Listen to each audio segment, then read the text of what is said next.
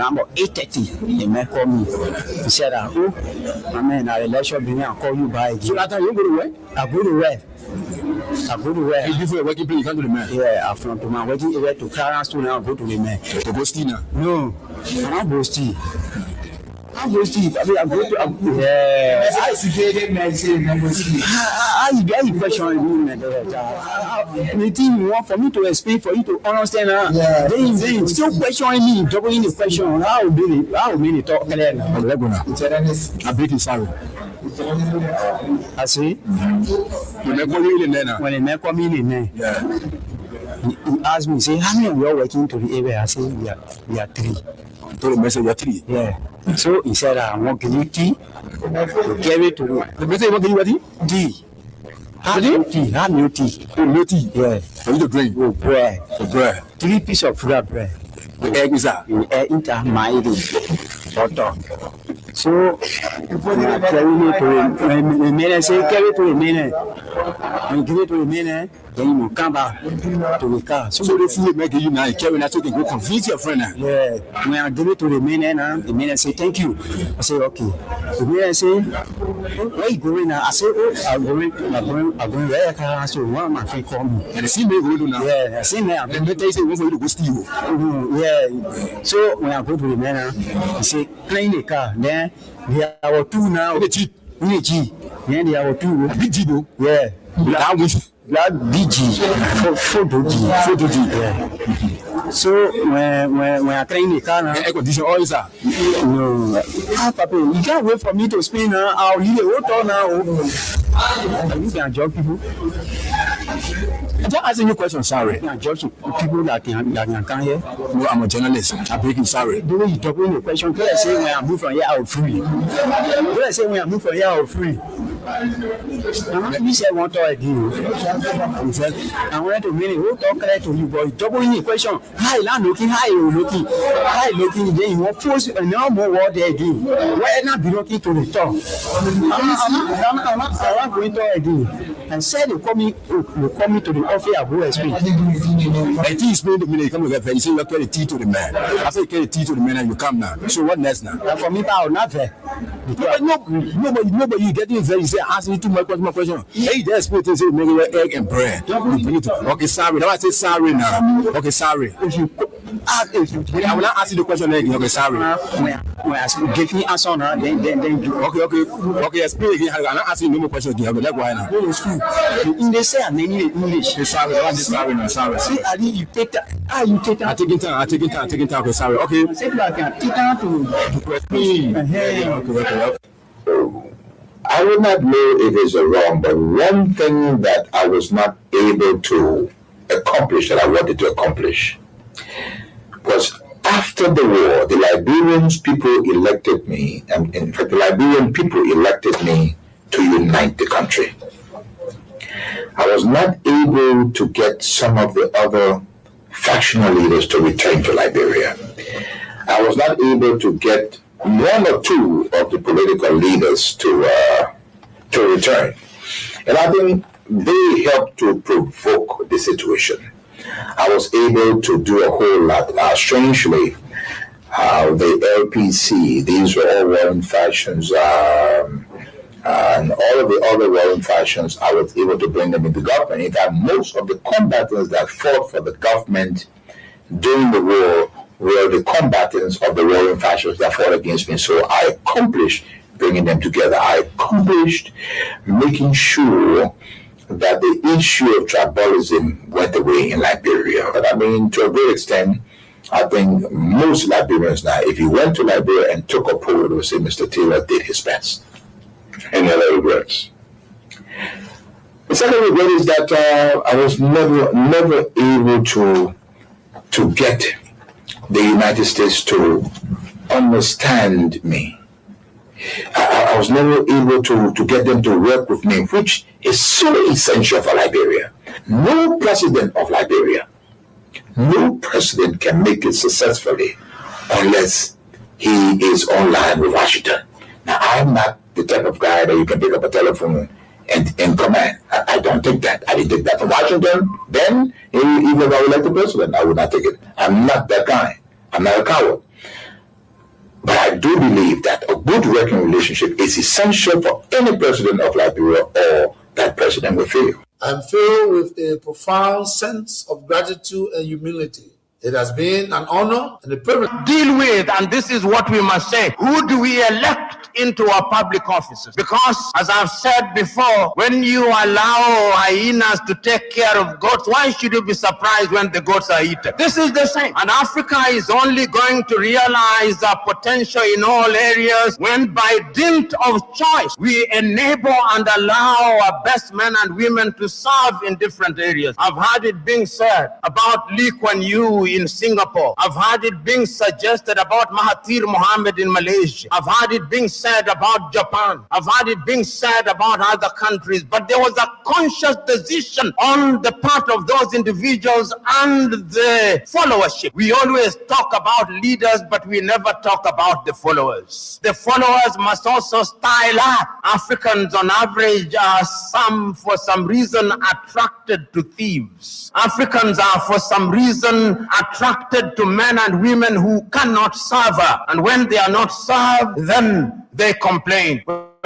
His kind of triumph. This takes him out of the local and regional dynamics that is West Africa. Second, tie any financial and political support to good governance in Liberia. Time does not permit, but the exhibits are present. Not even the Nigerian nation was spared from threats and intimidation, as explained by Fani Kayode, press secretary to President Obasanjo, the Nigerian head of state, who was with him in Washington when President George W. Bush promised, and I quote, to bring Nigeria to its knees if Taylor was not turned over to the special court. And what happened? Obasanjo buckled and capitulated. Now, this demonstrates the significant pressure that was brought to bear on President Obasanjo, irrespective of his personal and leadership obligations to the West African sub-region. And therein lies the dilemma for current African heads of state and government, but how to enter into binding commitments and obligations with the African pairs and remain steadfast, resolute, and unwilling in their fidelity to those agreements in the face of such unrelenting and punishing pressure from powerful Western leaders.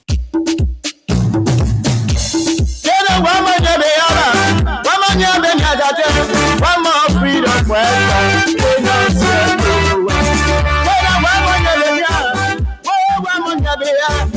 more freedom,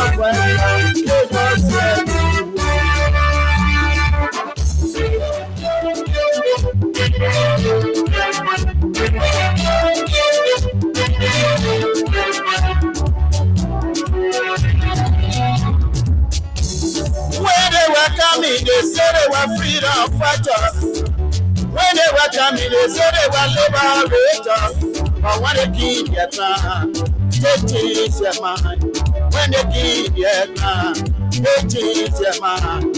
What kind of people they so? They are freedom fighters. What kind of people they so? They are freedom fighters. You freedom fighter, you raping our women. They are freedom fighters. Freedom fighter, you killing our children. They are freedom fighters. Freedom fighter, you destroying our country. They are freedom fighters. Ayo, ayo, ayo, ayo. Ayo, ayo, ayo. Ayo, ayo, ayo, ayo. Ayo, ayo, ayo, ayo. Ayo, ayo, ayo, ayo. Ayo, ayo, ayo. And yes, we can say to all of you that it's important and necessary that we say to you that it's good. We feel excited to be back this morning behind these microphones as we engage all of us on the different issues.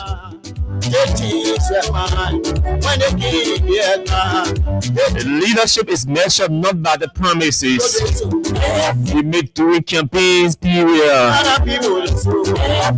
but by the confidence we inspire through our actions. We are aware, too inclined to know that democracy flourishes when our leaders welcome scrutiny, accountability, and honest dialogue. If your leader do not have, if your leaders do not have such character, such quality, then it seems dangerous for all of us. Oh yes, let me say very, very pleasant good morning to all of you across the country.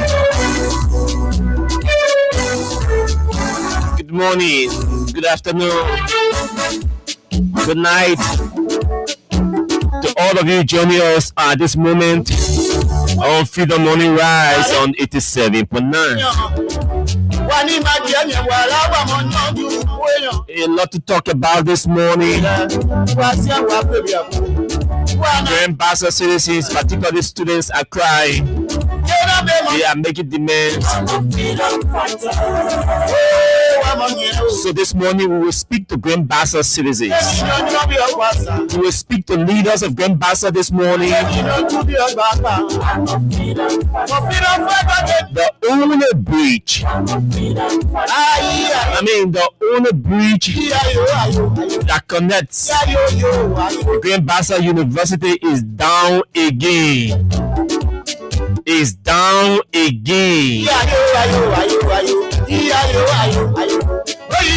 What is happening? I'm talking about the alternative route or the alternative bridge that was built to allow students to commute.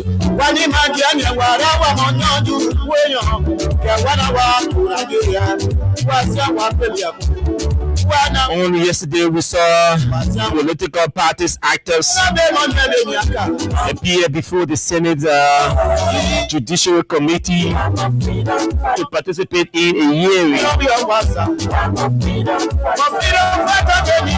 that captures a lot of things about electoral reform.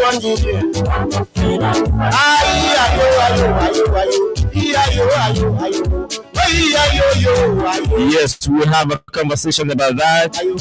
Until the president has issued a suspension note for a member of the board of NOCAR that is in connection to this entire 19 million jug burst. Okay, so we can go into all of these issues. My name is Austin Kawa. Thanks for joining us this morning. Let's take a walk from Camp Stopper Liberia, a partner to us, and after that we can run into our different issues.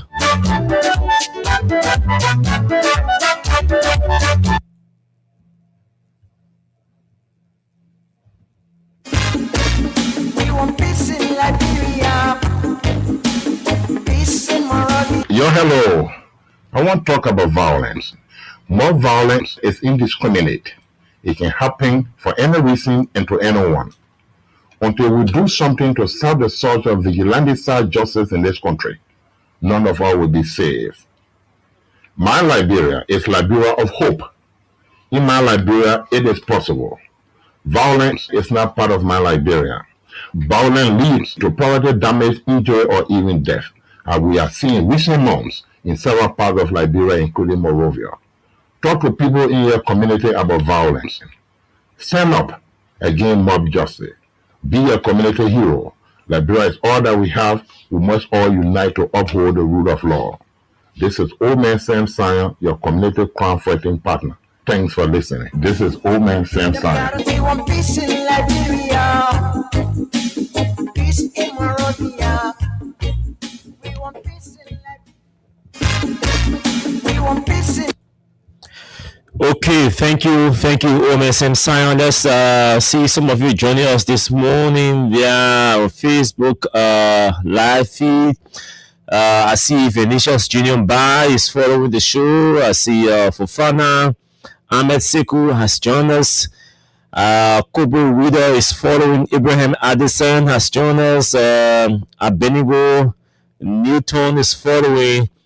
Clarence Dwyer, Alaska P. Henry to all of you, thanks for joining the show this morning. Rudolph Yancey, Charles Weir, Honorable J.D. Williams is following from Zulu Whiskey. Givlaw Vorudu is joining us this morning. Amara Jara Kamara has joined us. Samuel Lad Cooper is following. Lasana Zoka is joining the show. Limu Pigi has joined us. Junior Sikwe is also following. Josh Watkins Jr., David Gifler, Lucia Laki, Junior Johnson Dolly, Emmanuel Jeren, all of you, Achi Tape, James Lamy, Joseph Dwe, Abbas Fama, Testimony BC, Testimony GC, Samuel Heenan Jr., Anna Taylor, Josh King, Safa Seward, Henry Yango. It's good to have all of you, brothers and sisters, joining us this morning to talk the issues. So let me play you something. I will play you something from the former vice president of our country, former vice president Joel Howard Taylor. Okay, let me get it from here. She made a statement on the weekend, I think.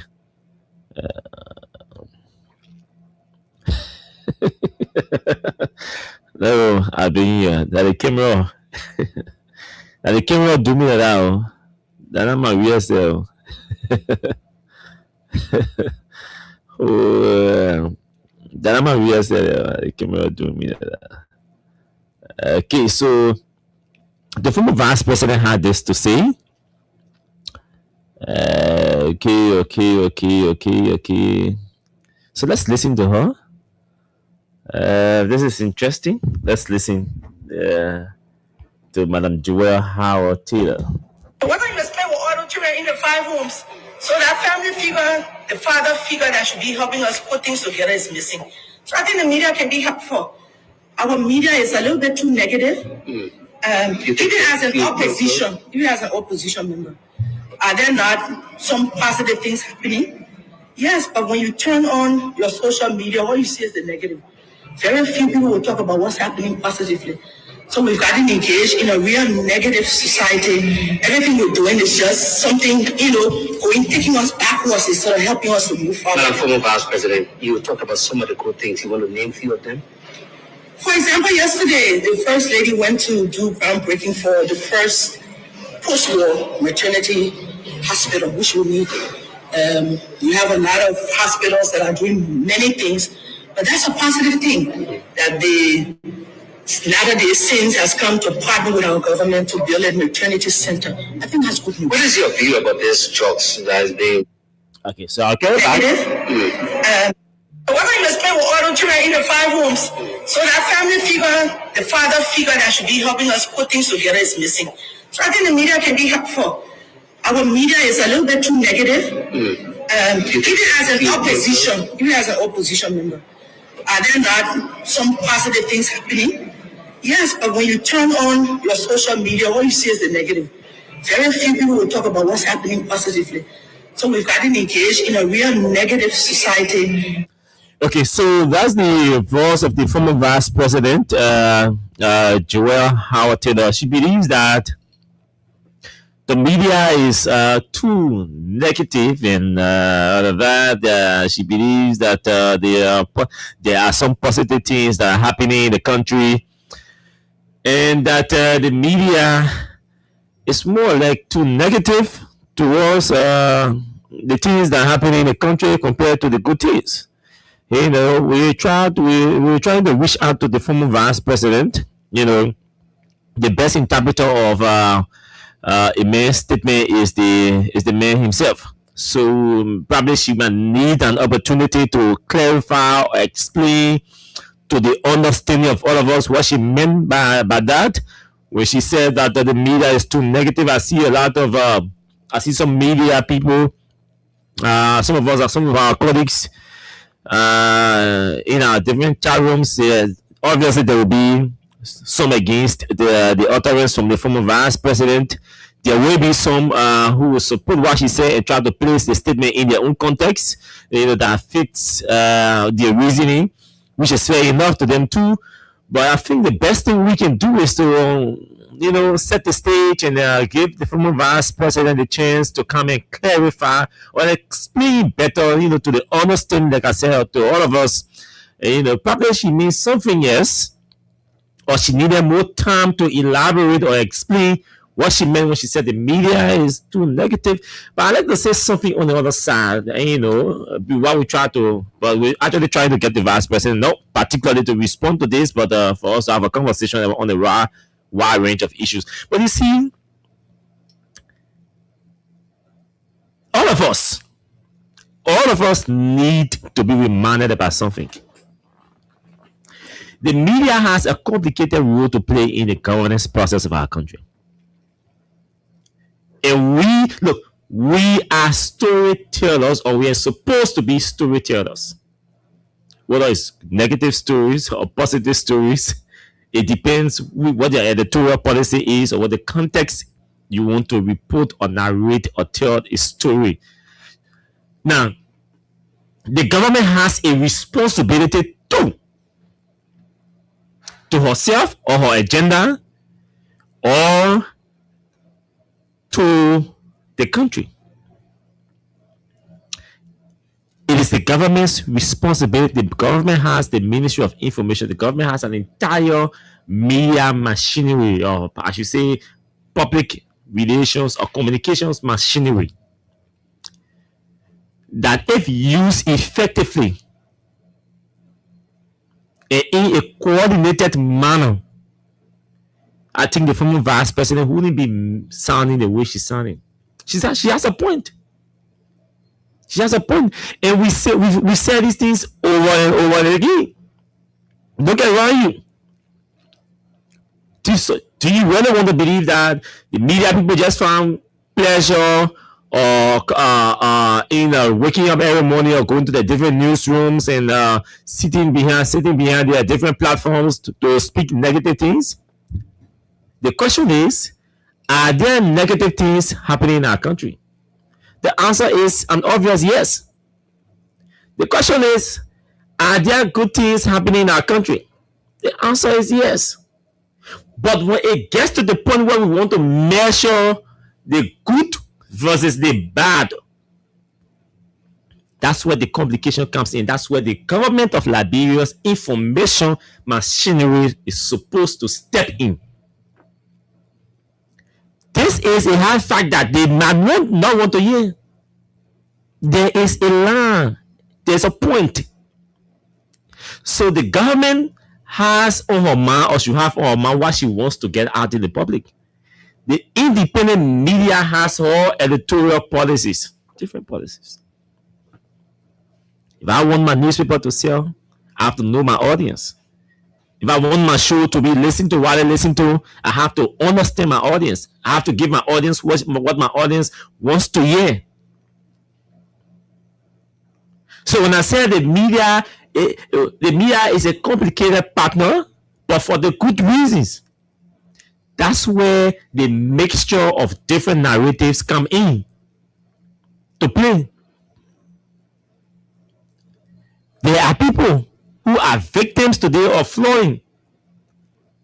Is that a news that the government wants to hear? This, I mean, citizens are victims to flood, the different flooding situations across the country? No. But the people who are victims, they want their stories to be told. They want their stories to be told.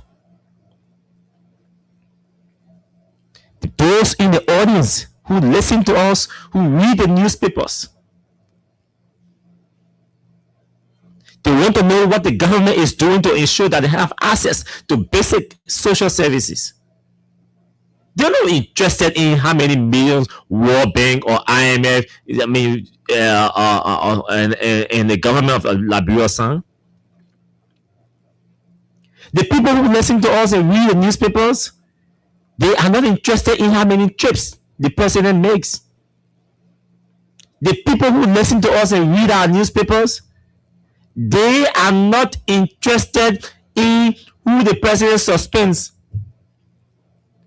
The people are not interested in where the president breaks ground for a construction or what kind of road or not. The primary concerns of the people is that they want to have access to basic services that will impact them in their individual lives. So they will care less about groundbreaking ceremony. What they want is they want to have access to stable, cheap, and affordable electricity. If it reaches the homes of Liberians, they are happy, they are satisfied. When you're breaking grounds and Liberians cannot have access to safe drinking water, that groundbreaking ceremony means nothing to them. When you are breaking grounds and Liberians are still struggling to pay their fees or tuition of their children, that groundbreaking ceremony means nothing to them. Citizens in Basel today are struggling to have access to their own university. How does the president breaking ground somewhere matter to them? How does the first lady breaking ground somewhere matter to the people in Grand Bassam? They want that news to trend, that the only bridge that connects, that links them, that ensures that they have access to education in Grand Bassam was swallowed by the overflow of the St. John River. And because of that, residents from that side of the country are locked in one space. They cannot move. They cannot access the city where they go to sell their businesses. The children have to go to schools there. People have to go to work in the different hustles. And the students have to also go to university. But that access is not there. Do you think they don't want that? They want the people in Grand Bassam right now, they want the entire country to be aware that the bridge that connects Grand Bassam is swallowed by water. It's destroyed. That's what they want. So they're going to do everything for all the media people to ensure that that news reaches the president or reaches the Putin. So little will be said about Madam Khartoum breaking ground for a maternity center. Little will be said. Little concern will be given. If you watch the video, three ladies who have gotten caught,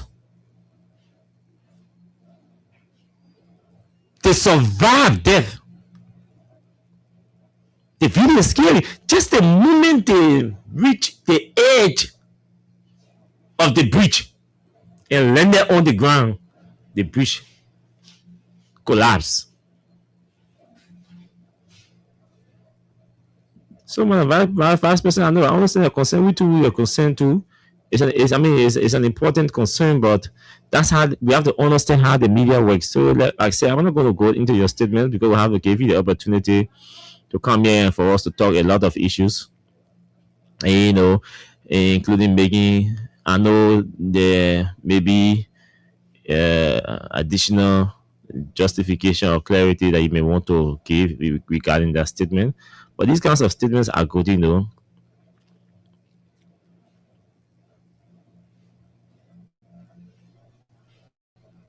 Okay, yeah, so we're already in touch with the office of the former vice president. So we get her to come and provide some of these clarities. I still don't think her statements meant to criticize the work or the performance of the media. I think she meant to, I think she was rather trying to rally the support of the media to be able to be more concerned about some of these other issues that concern, that the government is making. But I think the Ministry of Information needs to do more to reach out to people. They're not engaging. The president's speech the other night, the government people decide who to send the speech to. The audio. You ask some of them for the audio, they don't respond to you, or they wouldn't give it to you.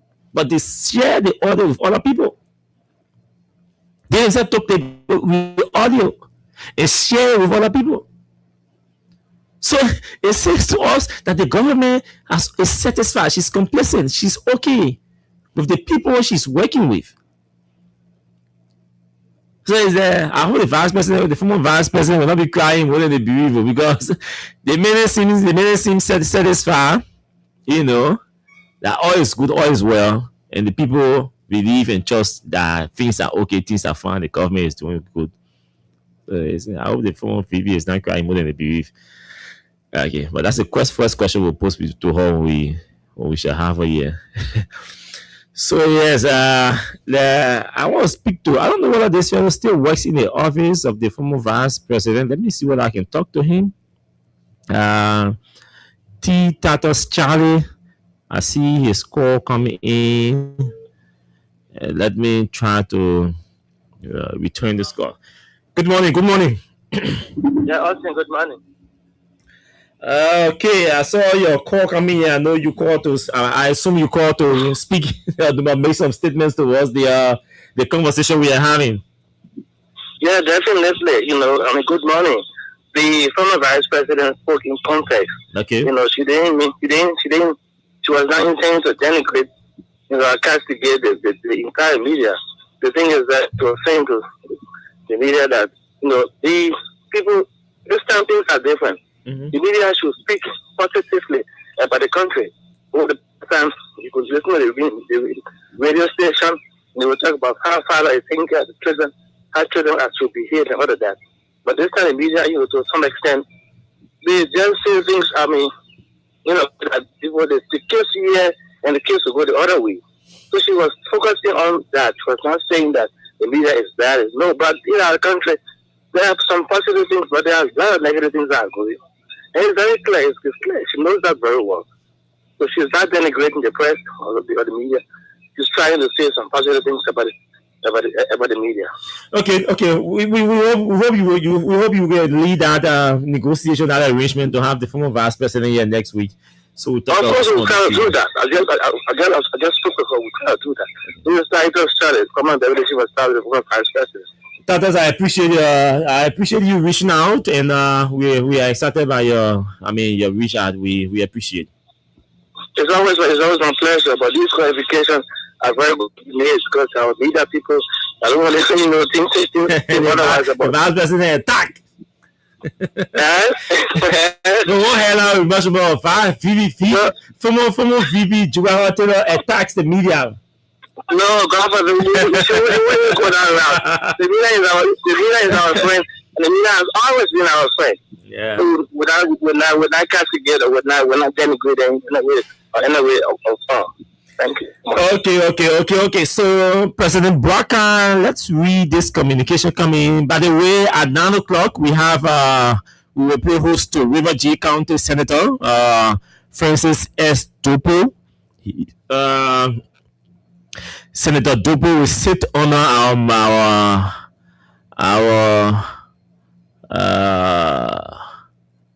we sit behind our microphones today to answer some questions. I want to read this president's speech. This letter. Everybody say, those connected with government officials, the president should dismiss them. They should be dismissed or suspended. And all of that. So the president has taken an action, and this release came out last night, June 22nd, 2026. Executive Mansion Monrovia, President Joseph Human Brokaw Sr.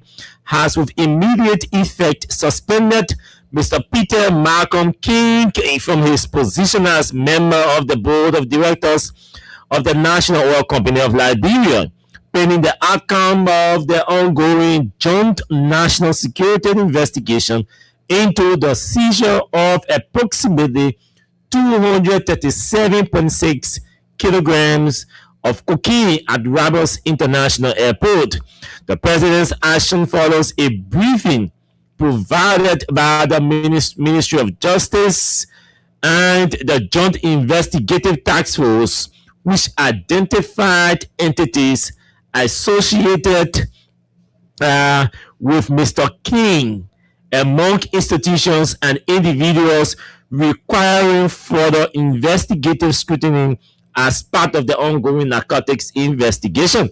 The suspension is an administrative measure intended to protect the integrity of the investigation, preserve public confidence in public institutions, and avoid any appearance of interference with the investigative process. The executive mansion wishes to emphasize that this action does not constitute a finding of guilt against Mr. King, nor should it be interpreted as a prejudgment of the outcome of the investigation. The suspension is intended solely to ensure that the investigative process proceeds independently, transparently, and without due influence. President Boubacar remains steadfast in his administration's commitment to combating illicit drug trafficking and strengthening Liberia's institutions through accountability, transparency, and adherence to the rule of law. The president calls upon the public to remain calm, allow investigators to perform their duties without interference, and refrain from speculation that could undermine the integrity of the ongoing proceedings. The Liberian leader assures its citizens and international partners that all matters connected to this investigation will be pursued thoroughly and impartially in accordance with the laws of the Republic of Liberia. Anthony Nkula Fofana, Presidential Press Secretary. So the president has suspended as part of his administrative actions against those who are connected to institutions of government and all of that. One person has been identified, Peter King, and he has been suspended by the president. The president says to us that his action is not in any form or manner suggesting that Peter King is guilty, or that they may have some evidence to confirm his participation in this entire drug saga. He knows that Peter King's suspension is an administrative action. So they don't want somebody, the member of the board of NOCA is in government. They don't want any form of interference, or with the investigative process. So they want it to go on smoothly. So Peter King, please, I beg you, step aside from this position for now. Go sit down one place, focus on the investigation, comply with the investigation based on the findings from the investigation. The findings from the investigation will inform my decision for as to whether you should continue or you should discontinue your service in my government. So I needed you to know that. Okay, so let's move on to something else. A lot of things happening over the weekend. So we have to clear everything, and then we go to any discussion. Okay, so this Grand Bastard, I want us to listen to Prince Tama of the Ministry of Public Works. Prince Tama is the Deputy Minister for Technical Services at the Technical Services. So this is a video I'm about to play that came out a couple of years ago, just from the inception of this government, because in this video you hear Deputy Minister Tama referencing this very breach in Grand Bassa. According to him, he said that the breach was part of the president's 100 days deliverables. That within 100 days, the government was going to take action on the breach to ensure that the breach is pliable.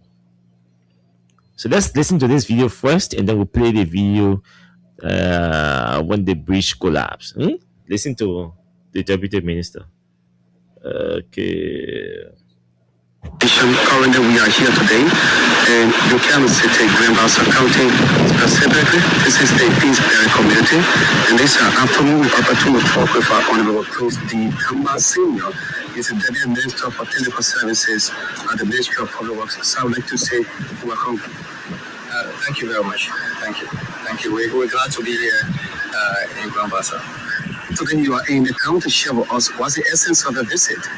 While you're here, you see us here with a team of engineers from Public Works, along with the contractor, Jupiter contractor, who has been contracted to work to do this bridge. And we know this bridge is very important, especially for the university here, the Greenbassa University, that for which the enrollment, 80% of the enrollment are female. And we think we're finding within ourselves that it's almost like an emergency for us to be able to do this bridge as soon as possible. We get recently provide the president holidays deliverables. The issue of the Greenbassa University bridge completion was also captured. How far is that? Well, you look, for us, all bridge structures in the country, irrespective of 100 days, they are all important to us. And especially a bridge that connecting a university and for which the enrollment is predominantly female. So we have to do all we can to make sure that this bridge is done.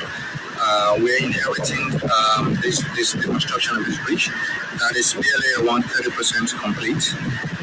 So the rest of the 70% we have to do it. So by the instruction for us, by our boss, the Minister of Public Works, Honorable Giddens, we're here to do an inspection and see how faster, how quick we can move in erecting this Bailey Bridge. Okay, so we've done the one abutment that's already been done. There's another abutment that is needed right behind you here.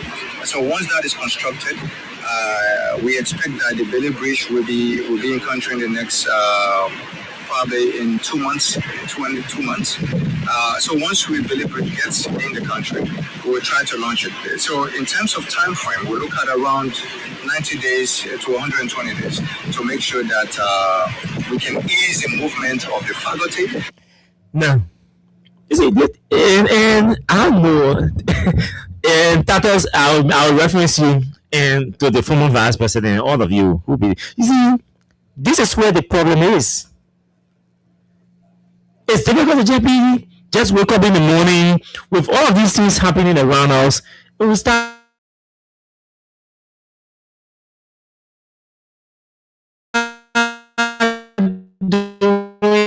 No, it's not possible. This is a video from 2024. This is a 2024 video interview that the Deputy Minister Prince Tama did with a commitment to complete that bridge within 100 to 120 days. We're talking 4 months and some days here.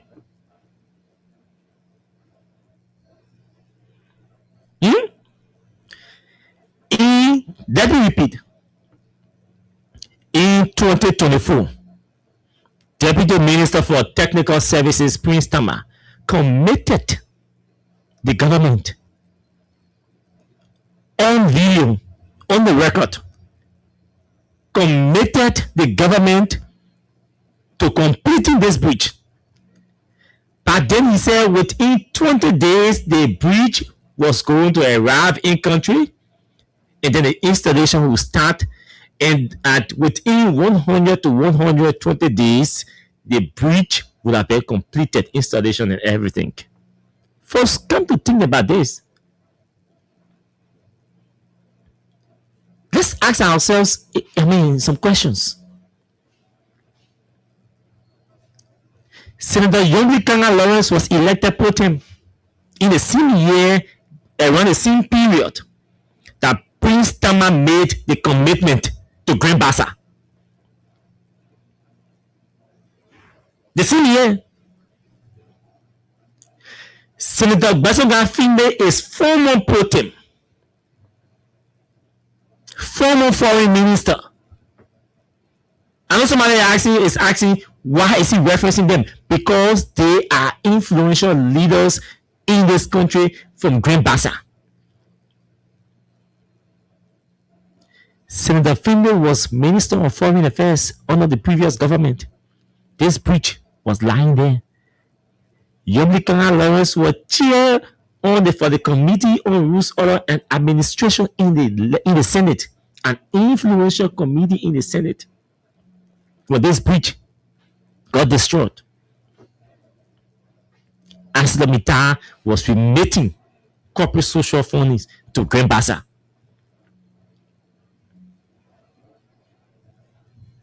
AML was remitting corporate fundings to ArcelorMittal. There were influential people from Grand Bassa in the government, the previous government, and the current government. According to the deputy minister for technical services, then he said that the breach was like 30% completed. He said the breach reached 30%. So the UP government under President Bouaka was inheriting a breach that started and ended at 30%. So the government of President Bouaka inherited a 70% liability or responsibility, so to speak, to complete the breach.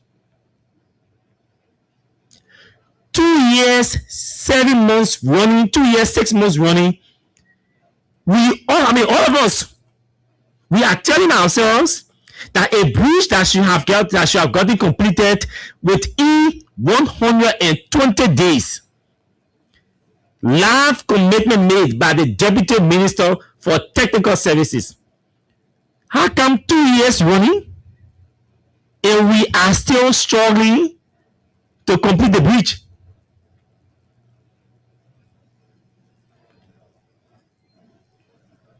The breach didn't arrive, I'm sure. Or I want to assume. Or it arrived and the government decided not to install it. Because if the breach arrived within the time frame as mentioned by the Deputy Minister for Technical Services, then why isn't the breach installed?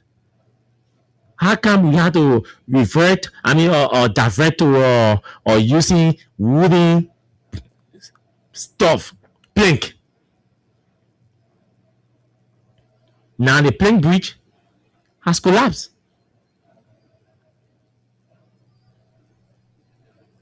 And the 90 days have passed.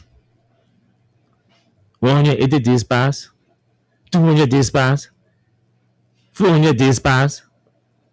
And we're still running. The bridge is not in country, or has not arrived, or has not been installed.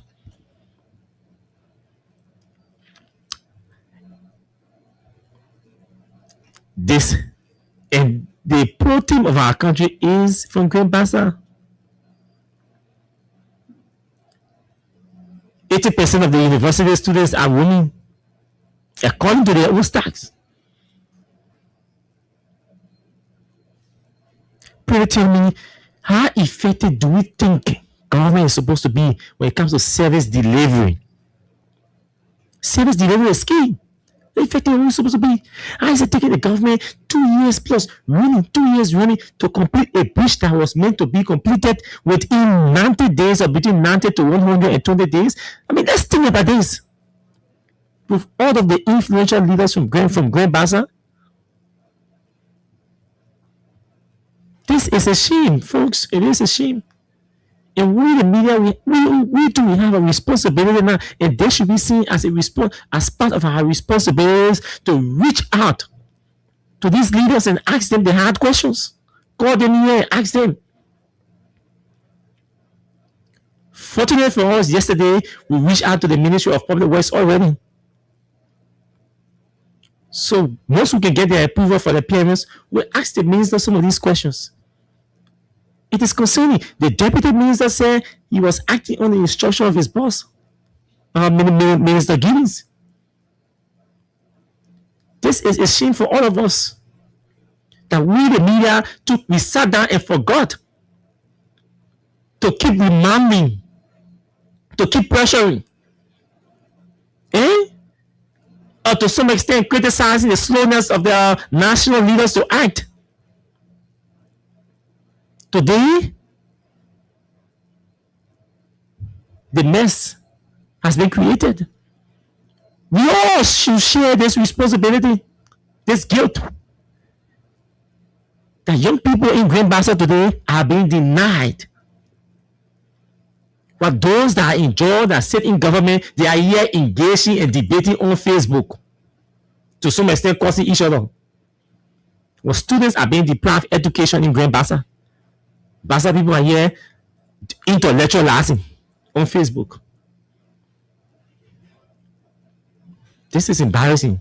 If this does not seem embarrassing to Senator Lawrence as they put him coming from Grand Bassa, I don't know what could be really embarrassing to her.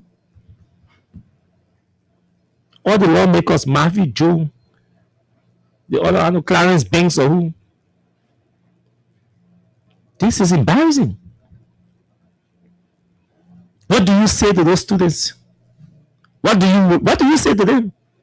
What justification do you give them for not completing a breach that should have been completed within 90 to 120 days? We've gone 2 years, 6 months running. What do you say to them? That the government is effective, that the caucus is working, the caucus is doing everything. You go back to them with the same narrative. When the students get to the street to protest and block road, then you send police officers to go and beat them. But you are denying them access to education. You deny them access to education. Where their colleagues in other countries are learning, they have to sit down and wait for another quick impact intervention, which may not be quicker as we expect, because the water is overflowing already. So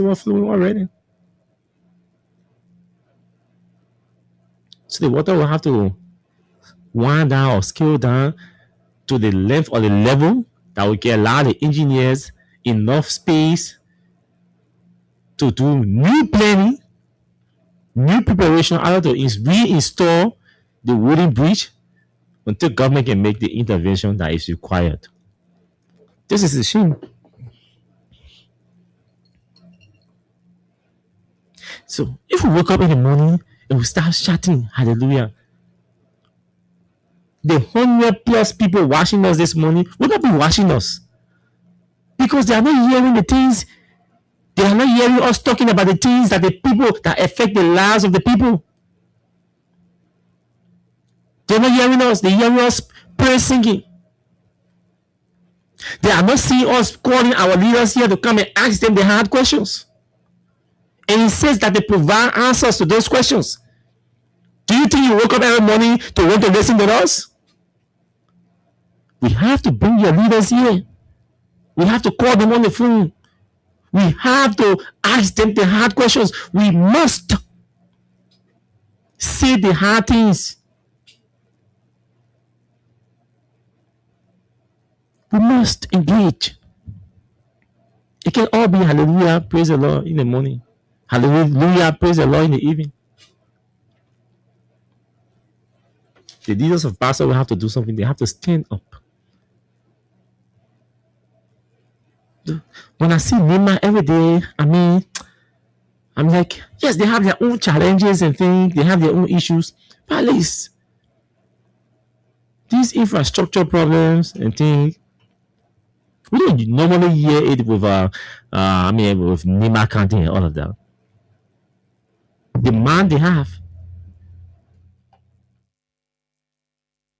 One man walk into Nima, one district, and carry 7 yellow machines there and say, you can open all the roads. The other counties own. They say you're on your own. You're on your own. So it's just embarrassing. Uh, I'm trying to get confirmation where Thomas Farah made this statement, but I think he made this statement in the US, I'm told. But let's listen to what he had to say about the CDC returning to. I don't want to talk politics this morning. Yeah, but anyway, let's listen to Thomas Farah, and then we'll talk this National Elections Commission thing. There was a hearing held on yesterday on this 2% thing and voter choking and crisscrossing from one political party to another political party. These are, salient and important issues that our lawmakers should be talking about. And I was so glad and excited yesterday when I saw that the Senate was holding public hearings or beginning a series of public hearings inviting political leaders, civil society actors, the media. I saw the PEO president was represented yesterday for us to have a conversation around electoral reform. And some of the issues that were discussed yesterday are significant to strengthening our democracy. Some of the recommendations that were made are important for us to honor those recommendations. They will help to strengthen our democracy. They will help to improve the integrity of our democracy. So I think I'll hold this Farah thing and then go to this next thing because I don't have enough time. My guest will be here at 9 o'clock for us to talk a lot of things. I don't want to run into his time. Let's listen to these senators, the exchanges between these senators and political party leaders. Small.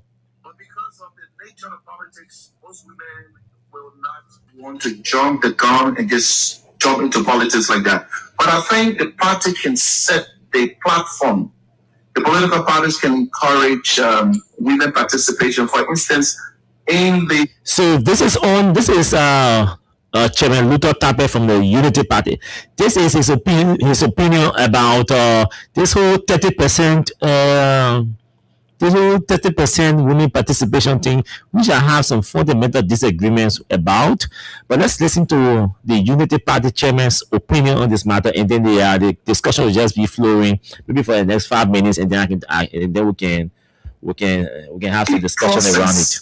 In the party conventions at the district level, the party can encourage women who are very, very proactive and good leaders, sort them out, and once they know the woman has the ability to win a district, can also talk to men to give her a chance. So that whole process can be done, but it cannot be an overnight thing. It will take some time for us to get there. The issue of women participation, especially 30%, is a whole age problem in the legislature. Okay, so this is the chairman of the National Patriotic Party. Let's listen to George Mobile on what he had to say about 30% participation for women. Yes. It's a whole age problem. Because I can recall when the issue was brought on the floor, there were people who argued that the very constitution of political party is very level. Are we suggesting that you will have a national policy that will govern the primary of the political party? The answer was when this issue came up debate and we argued it, women at the time saw that those who stood against it were against women participation.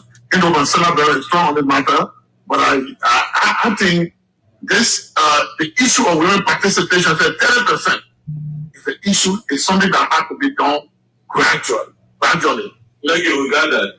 NPP is not speaking with one voice. So, you want to continue? Yeah. No, one question. I'll ask 3 questions. I'll be done. Second one. The VP said that if you are from CDC and get elected on CDC tickets and bring your tenure, you jump to ANC, you should vacate the seat. But the argument has always been in Supreme Court. and the party says no, we better complain. Supreme Court says no, they may have the right to come with a complaint. So that has always been that in this conflict, most often, it is not the party that pay the expenses. It is yourself. So how can you tell me to go with the party's mandate when you don't support me? That's the issue. Yes. Yes. Yes, what? I want one thing. Okay, on the matter. Okay, yeah. All right. We go next to Senator Taylor. Distinguished members of the Senate. If these things happen because there have been no controlling law. These things happen because there have been no controlling law. This is why we think for the National Patriotic Party it's better they have a controlling law. You agree with me that democracy is about competition, and you have a party put forth a candidate, a very powerful ruling party who have failed to convince the people at the very constitutional level, come to the legislature and begin to campaign for the legislator in his chamber, where you can join our party, we'll do the one for you, you'll get re-elected. To curtail this, the Supreme Court, if you have a controlling law, the Supreme Court will no longer leave it at discretion. And coming transparency. Because right here in Saudi, once the party elects you and you decide to leave, give it, vacate the seat. But the party supports the candidate. Yeah, but here, there is no yardstick mention that the party has not been supporting the candidate. If the MPP put out a candidate, we will give you our vehicle, we'll give you our emblem, we'll give you cash. So that is our support. We're getting vehicle. Okay, so not to get you boring with the so basically here's the context.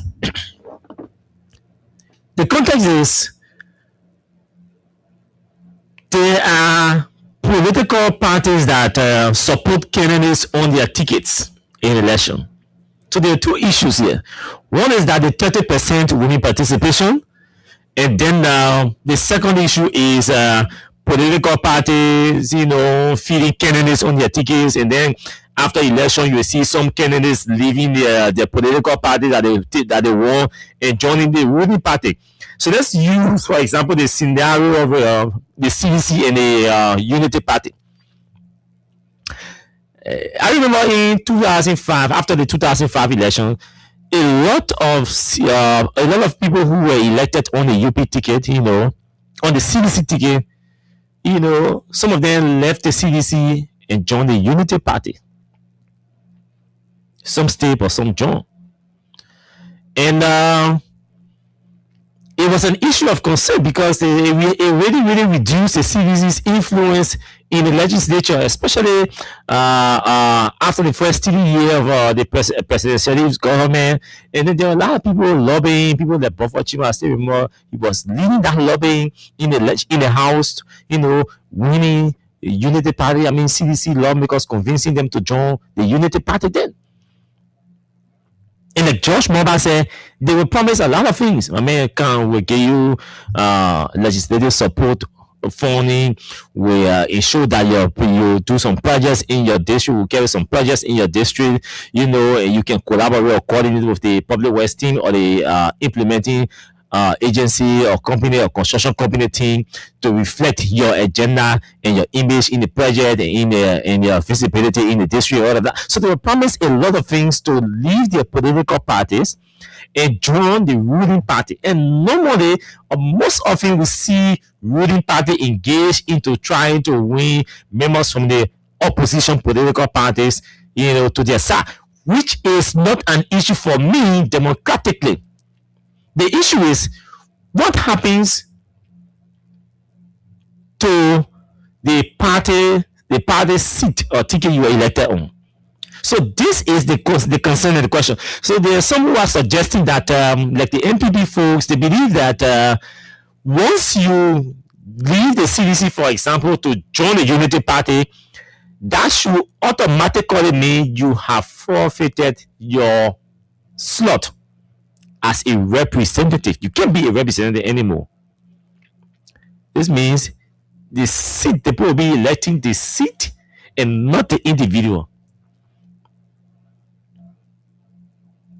Electing the seat and not the individual, or electing the party and not the individual, which is a bit complicated because the party say this is our candidate in this district.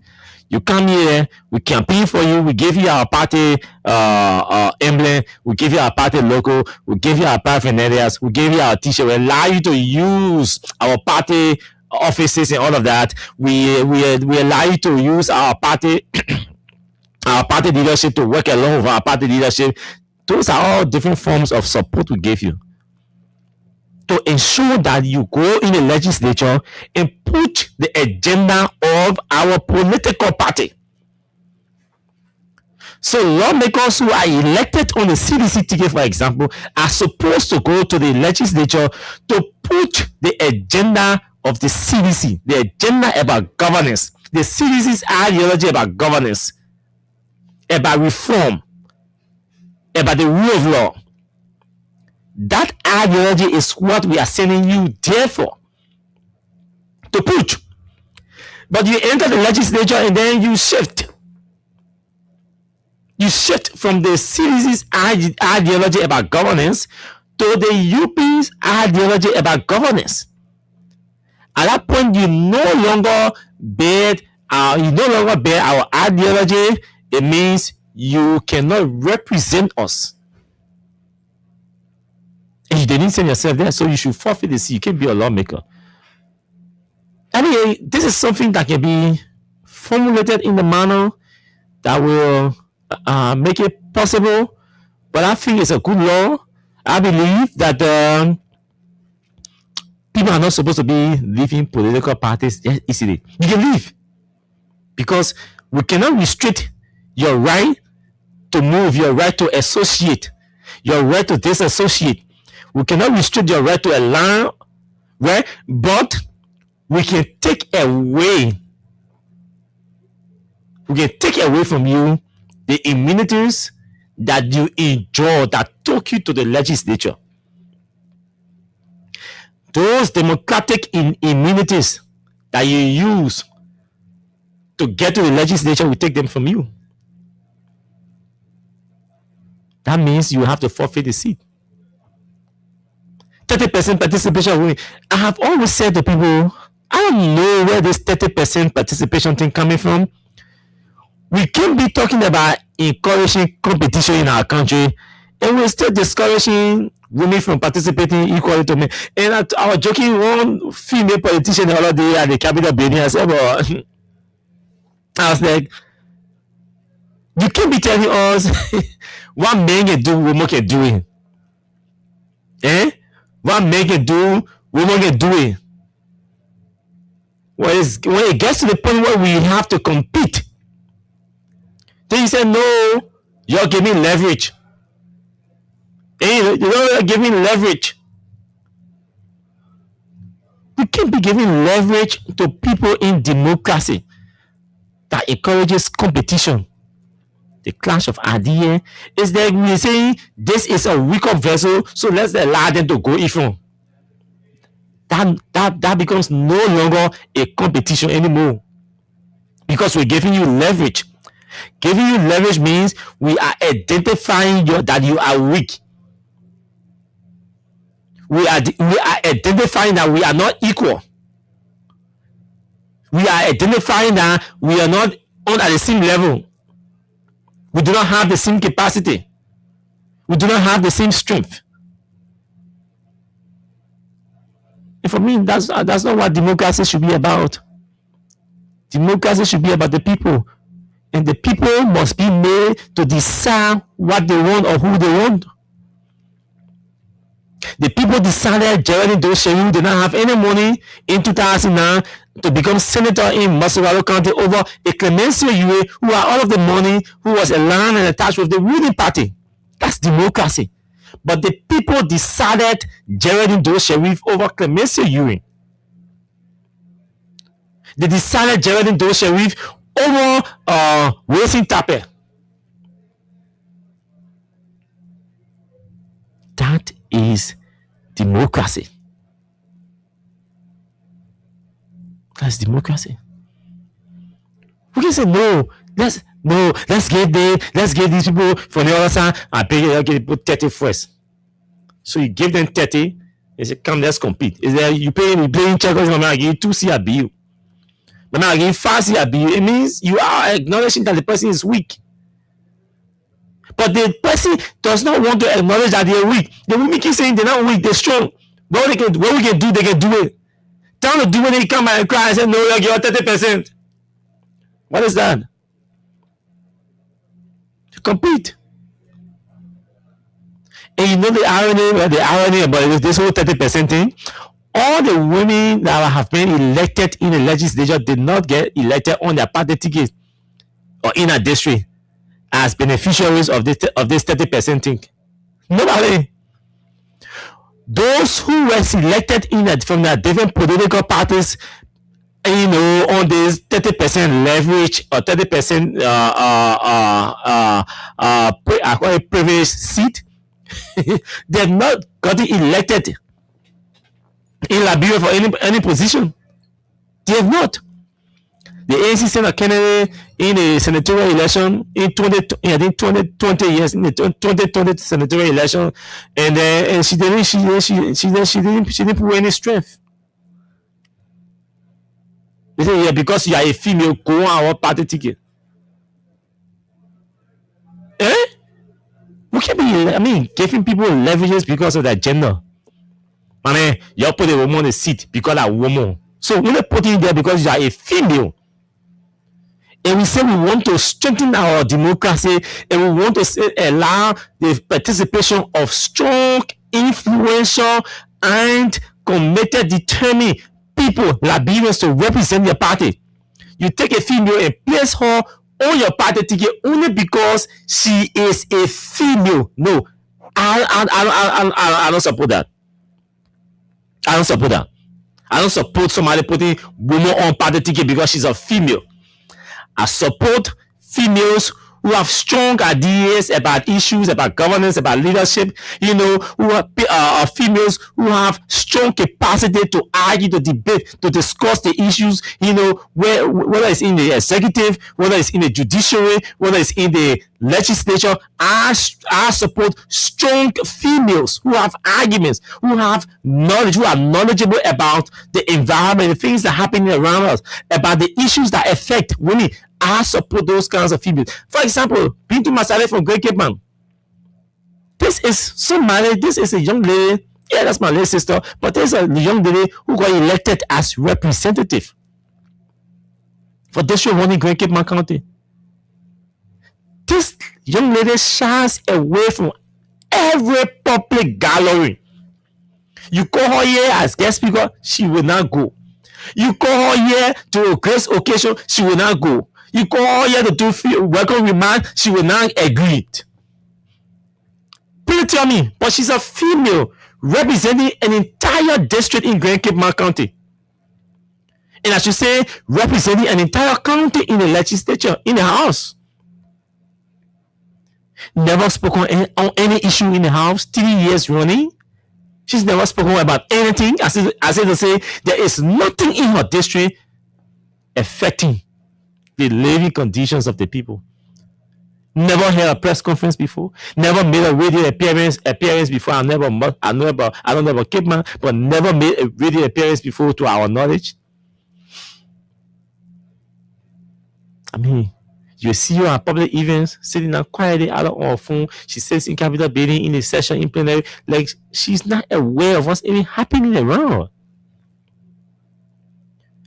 So if we are using women in politics, say, okay, we use you as a representation or as a face. We take Yombli and put Yombli here.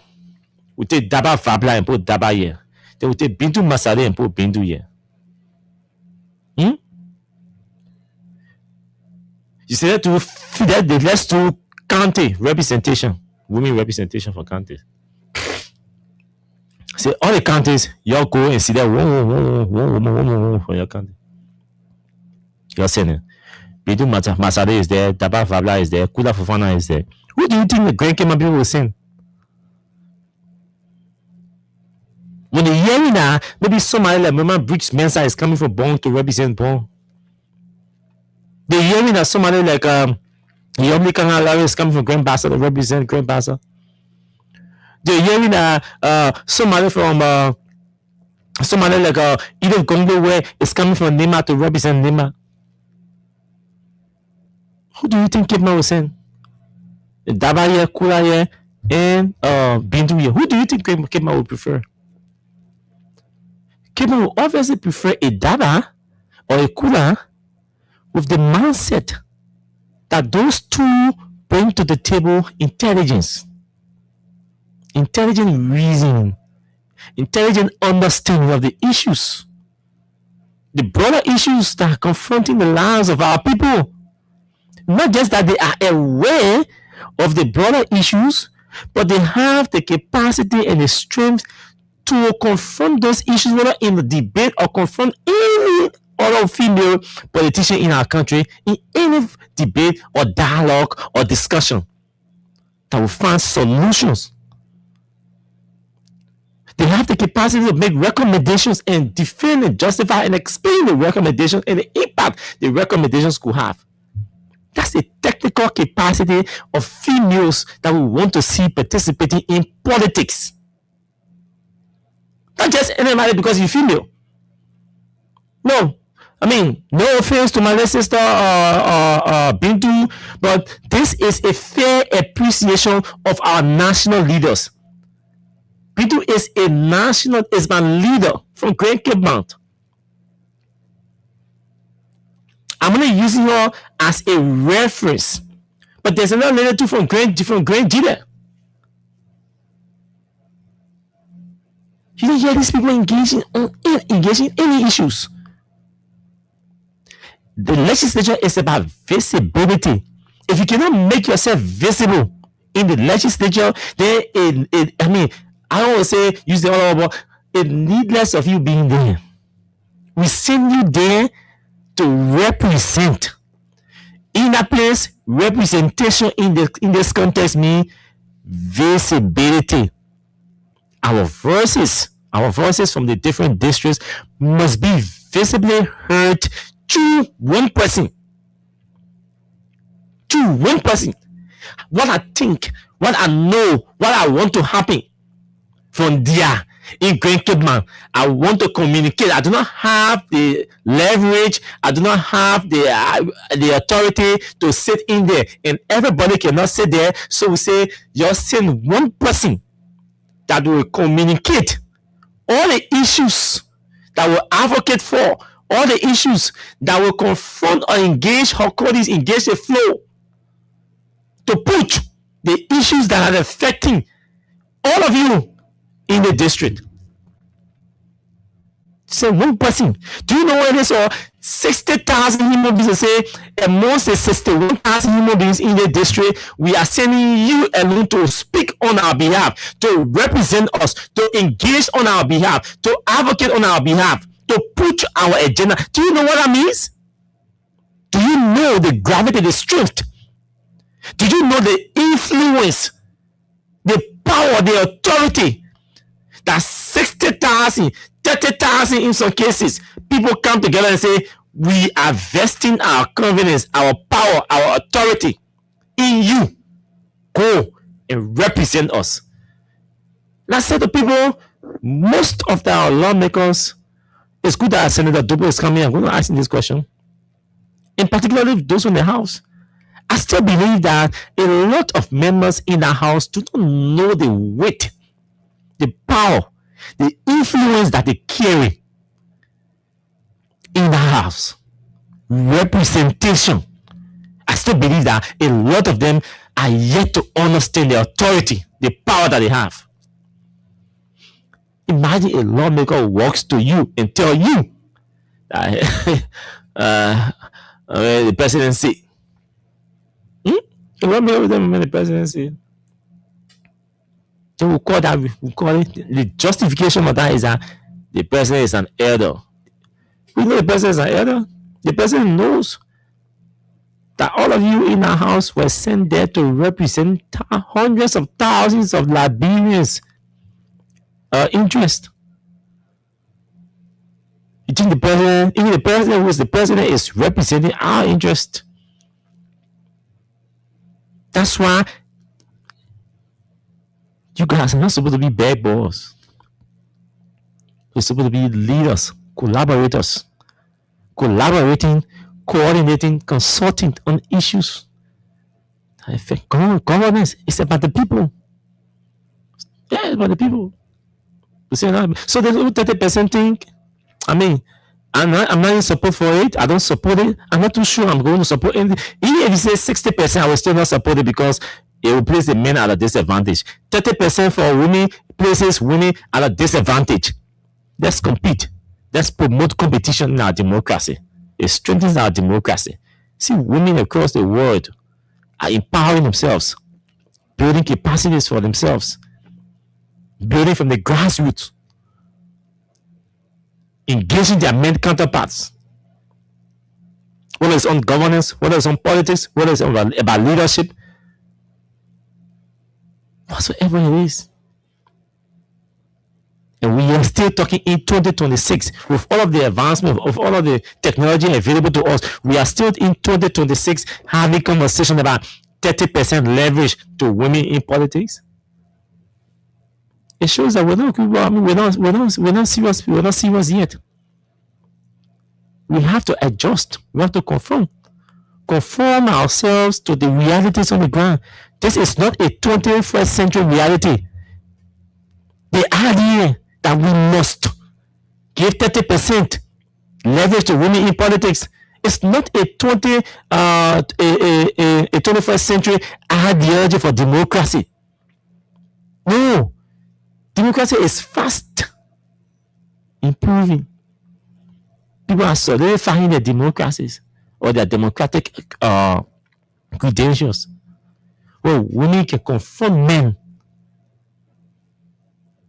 and triumphed over men without any leverage or dispensation. In our country, we want to strengthen our democracy and we cry, we are yearning. We say we are advocating for dispensation to a particular gender. And we think it's all good. We can't support that. We can't. I don't know whether my guest is around here. So we can take calls until we get signal. Because we have a lot of things to talk about this morning and we have a lot to talk about this morning. So we wonder whether we can exhaust all of those issues within the space of 45 minutes and allow those in the audience to call to and interact. Because I received, after I posted the flyer yesterday, I received a lot of calls from some leaders and former leaders of Rural G and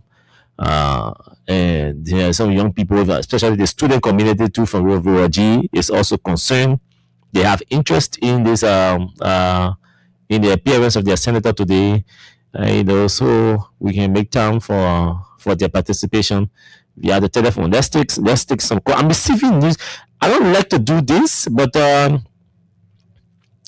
it's a dev news. I hate to announce dev news, about people, especially news that do not come from family source or medical sources. Yes, and yes, well, I'm receiving information that a media colleague, one of our media colleagues, is dead. I will not call his name because this source is not. I don't consider it a reliable source when it comes to this particular information he has sent me. But we hope this news is not true.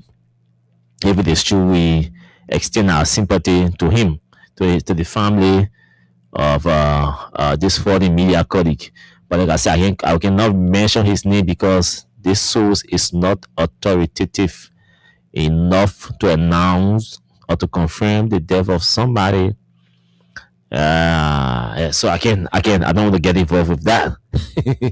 I remember around 2014, news broke that Soprano was dead. At the time, he was a representative, and I was news editor then, and we received a call from one of our bosses. My man, Soprano is there, and you're carrying the 1 o'clock news is not in the news. So if you're blasting and shouting, Are you related to him? He said, where you got the information from? He said, oh, somebody posted it on Facebook. I think we have to contact the person who posted the information on Facebook to know their relationship with Sopeno, and all of that, because death news should only come from authoritative sources. Yeah. And the two authoritative sources we know from the journalistic standpoint is that medical practitioner license, medical practitioner must confirm that death, and not just verbally, but there has to be something reliable to say the man is dead. And then family sources, trusted family sources too, almost any kid, because there are some people who are family friends, who are family members, but I mean trusted family, like the wife or the mother or the father, or the sister or brother. Yes, that kind of relationship, you can use that, and then you can reference them. Say according to the brother or so. Yeah. So tomorrow that disclaimer will save you if the information turns out to be untrue. So they may shut the newsroom down. Your first can listen to people. Man, you should note it. Suspend it and shut the newsroom down. Yeah. So yeah, you shut the newsroom down. Myself resigning too. But before the resignation, there was a meeting here with the owner of the station. Then he said, "Man, what's the issue?" The station manager explained. I explained. So the owner of the station took a phone and called Sopeno. The girl Sopeno, what's up? He said, "My man, what happened?" And I died because I know that he called me for, and everybody started laughing. So you see, you suspended a newsroom for this. This is the reason. So what do we say? How do we continue? No, but I saw on Facebook. I said, okay, but he just spoke with the man now. So you still don't believe that the man is there, that is open here today, still living you. So let's take a few calls. I'm receiving signal that our guest is already here. So let's take just usher him in. Let's take some calls on 0776 104 104 0886 500 104. Those are the numbers you can call in to participate on the show. We can take maybe 4 or 5 calls, and then we take a brief off, and then run into our discussion. And 0776, let's hear this person briefly on the different issues we spoke about. Good morning to you. Yeah, good morning, Kama. My name is Otis Barkley. I do join you for District 11, the most Obama district. My man. District 11 is alright. Forget most Obama, baby. I'll speak on your last. No, my man. Later. We tell you, we're not encouraging nothing on the radio yet. They still won't be doing it. Hello, good morning. Good morning. Yeah, this is Vinegar. I'm calling from Bobby Motokono. Okay. Thank you for the show. Some of us say, see, talking about the women that yes, the one woman gets naked, two woman gets naked. This one of the women that was dead, that's why we want it. But no, they can hear a voice. Yeah, how we get all the atmosphere around, we became much hospital and the Kasawa playing like, yeah, you know, I didn't imagine. No, we will swapping on all everything, and that's not what we're going to.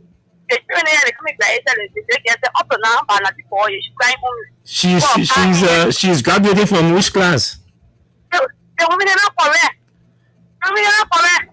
Look at the way I want to your place. I don't think your place is not I want to. That woman that I want to her. She very get in and woman.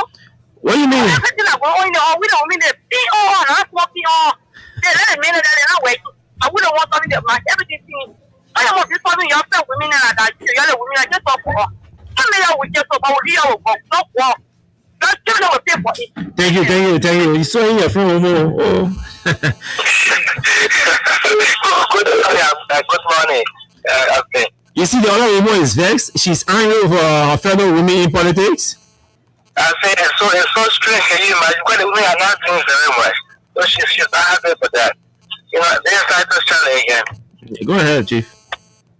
When we were trying to design the affirmative action bill, the Chief, Dr. Taylor, Joanna Taylor, so I was asking, I said, well, Chief, why this bill? You fought, you came here, and today you are a national leader. Why the other women cannot fight to come there? As you were saying that Everybody is strong. I said, no, it's not about strong. It's about us empowering women and ensuring that they participate equally with the men. So the gender parity bill, gender affirmative action bill, it's not necessary. So we force, and then today is lying somewhere, but there should be competition. There should be competition. The men and women can strive towards democracy. They can work very hard and women can do better. But they just to be in the back. And this is terrible for our country. Thank you. Thank you very much. And they don't even seem united. A male aspirant could easily agree to step aside for another male than a female. Good morning. Let's hear you. Yeah, but Austin, what's up? I'm okay. Let's hear you. Yeah, what happened, Sherry? But then you call the mega player show you call Sherry. Abu is coordinating something from behind the scene. Okay. No, we got to ask for help, man. Yeah, I understand. Yeah, this is what you want me to do. We are to follow up with my question. You think about Abu today, the people who get in our hospital, the people that have it, and then have the heart of this country. The people used to tell us that they get a law for like or the way I see the country going today. The people that have no feeling for the common people. You know how many women, how many other people suffer in this country? Now the school coming close. People are thinking about corruption. Some people don't get money. Look at the fraud that taking place in the city, around the country. People don't get money. Thank you. Next person, go ahead. Let's hear you. Okay, I thought it was Man CC from this side. No, let me cancel this. Okay, we can go for a break and be right back. I'll be back in a jiffy. Let's take this one from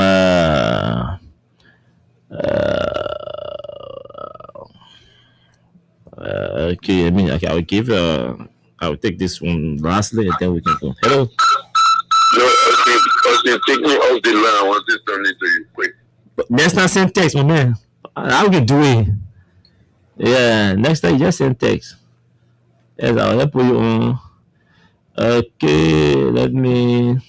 I don't know what global song I was listening to last night. I feel forgetting the name. Oh. I see the man. There is no global song. I feel forgetting it.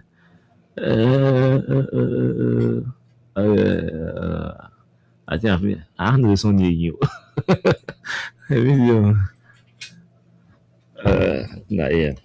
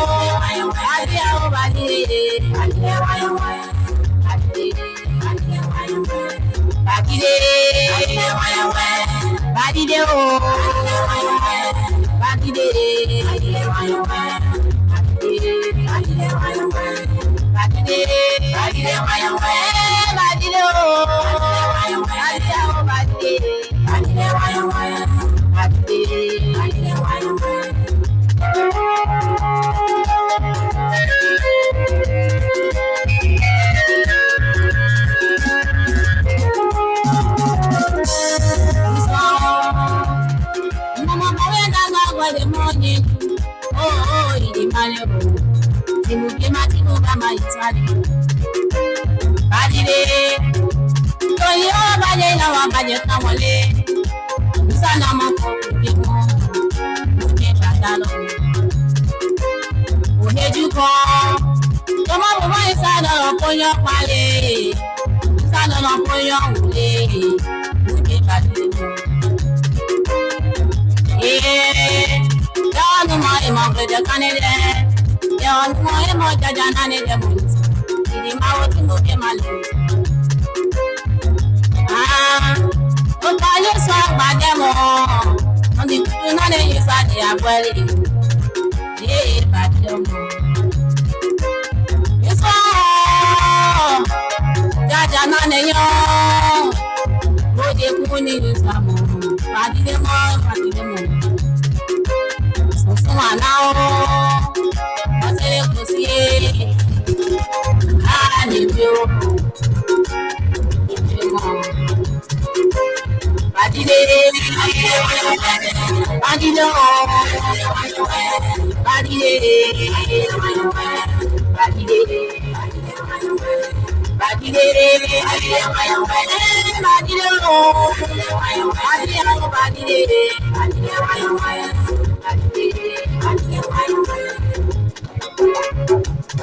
Okay, we can bring this one down and move into our conversation this morning.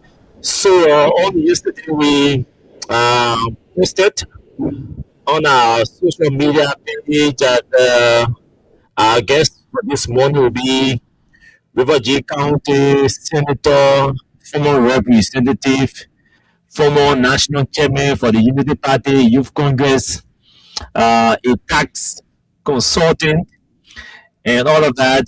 Francis S. Dubo, and true to his word, we have him with us this morning to talk some issues. So let me say to you, Chief, welcome. Well, thank you. I don't know if the microphone is okay. Yes, you can pull it to you. You can pull anyone to you. Yeah. Okay. Okay. Yeah, good morning, Austin. Good morning to our listener and our viewer. We are honored to be here at the Freedom FM this morning. It's been a long time an interaction like this. I know you've been switching between River G and Maserado and other places, so it's been really difficult to have you here. And I don't want to tell the story how I managed to get it. But it's good to have you joining us anyway. How's it been? Well, it's been challenging. It's been about trying to see how we mix our various functions of representation, oversight lawmaking, and that of the greater part, which now is moral intervention. Okay. So if it is just about the issue of the lawmaking and oversight that we can intellectualize, but the key one is moral intervention, which require sourcing funding, engaging partners to see how you can intervene into those areas of which the government has a gap. And as you all know, due to scarce resources, the government gap is huge. So as senators and representatives, we have to make it our duty to fit in through engagement so that will take up more time of our being in the legislature.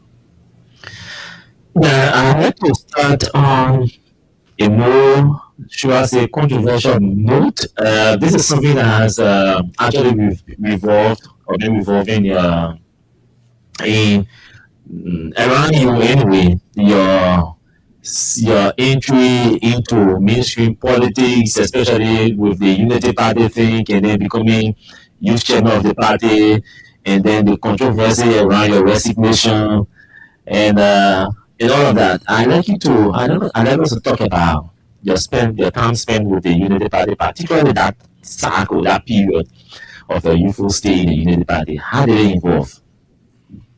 Well, so I can say that from 2004, we been active because prior to that, I have been with the Unity Party from 1997. Okay.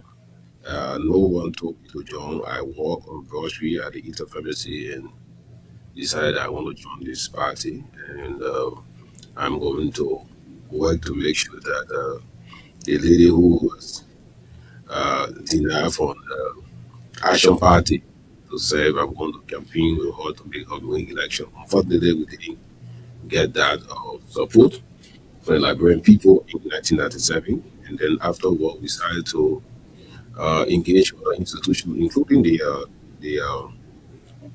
FOB. We were there because we want to make sure that we have that level of political, pluralism. It didn't work well, so we decided to get back to the Unity Party through the merger of the Liberian Unification Party. And then we got to that merger. It was at that point that we were elected vice chair for Youth Affairs for the Unity Party and served less than 6 months. That was the point. It was at that point that I started getting full understanding that party politics is not a stereotyping thing. It's a mixture.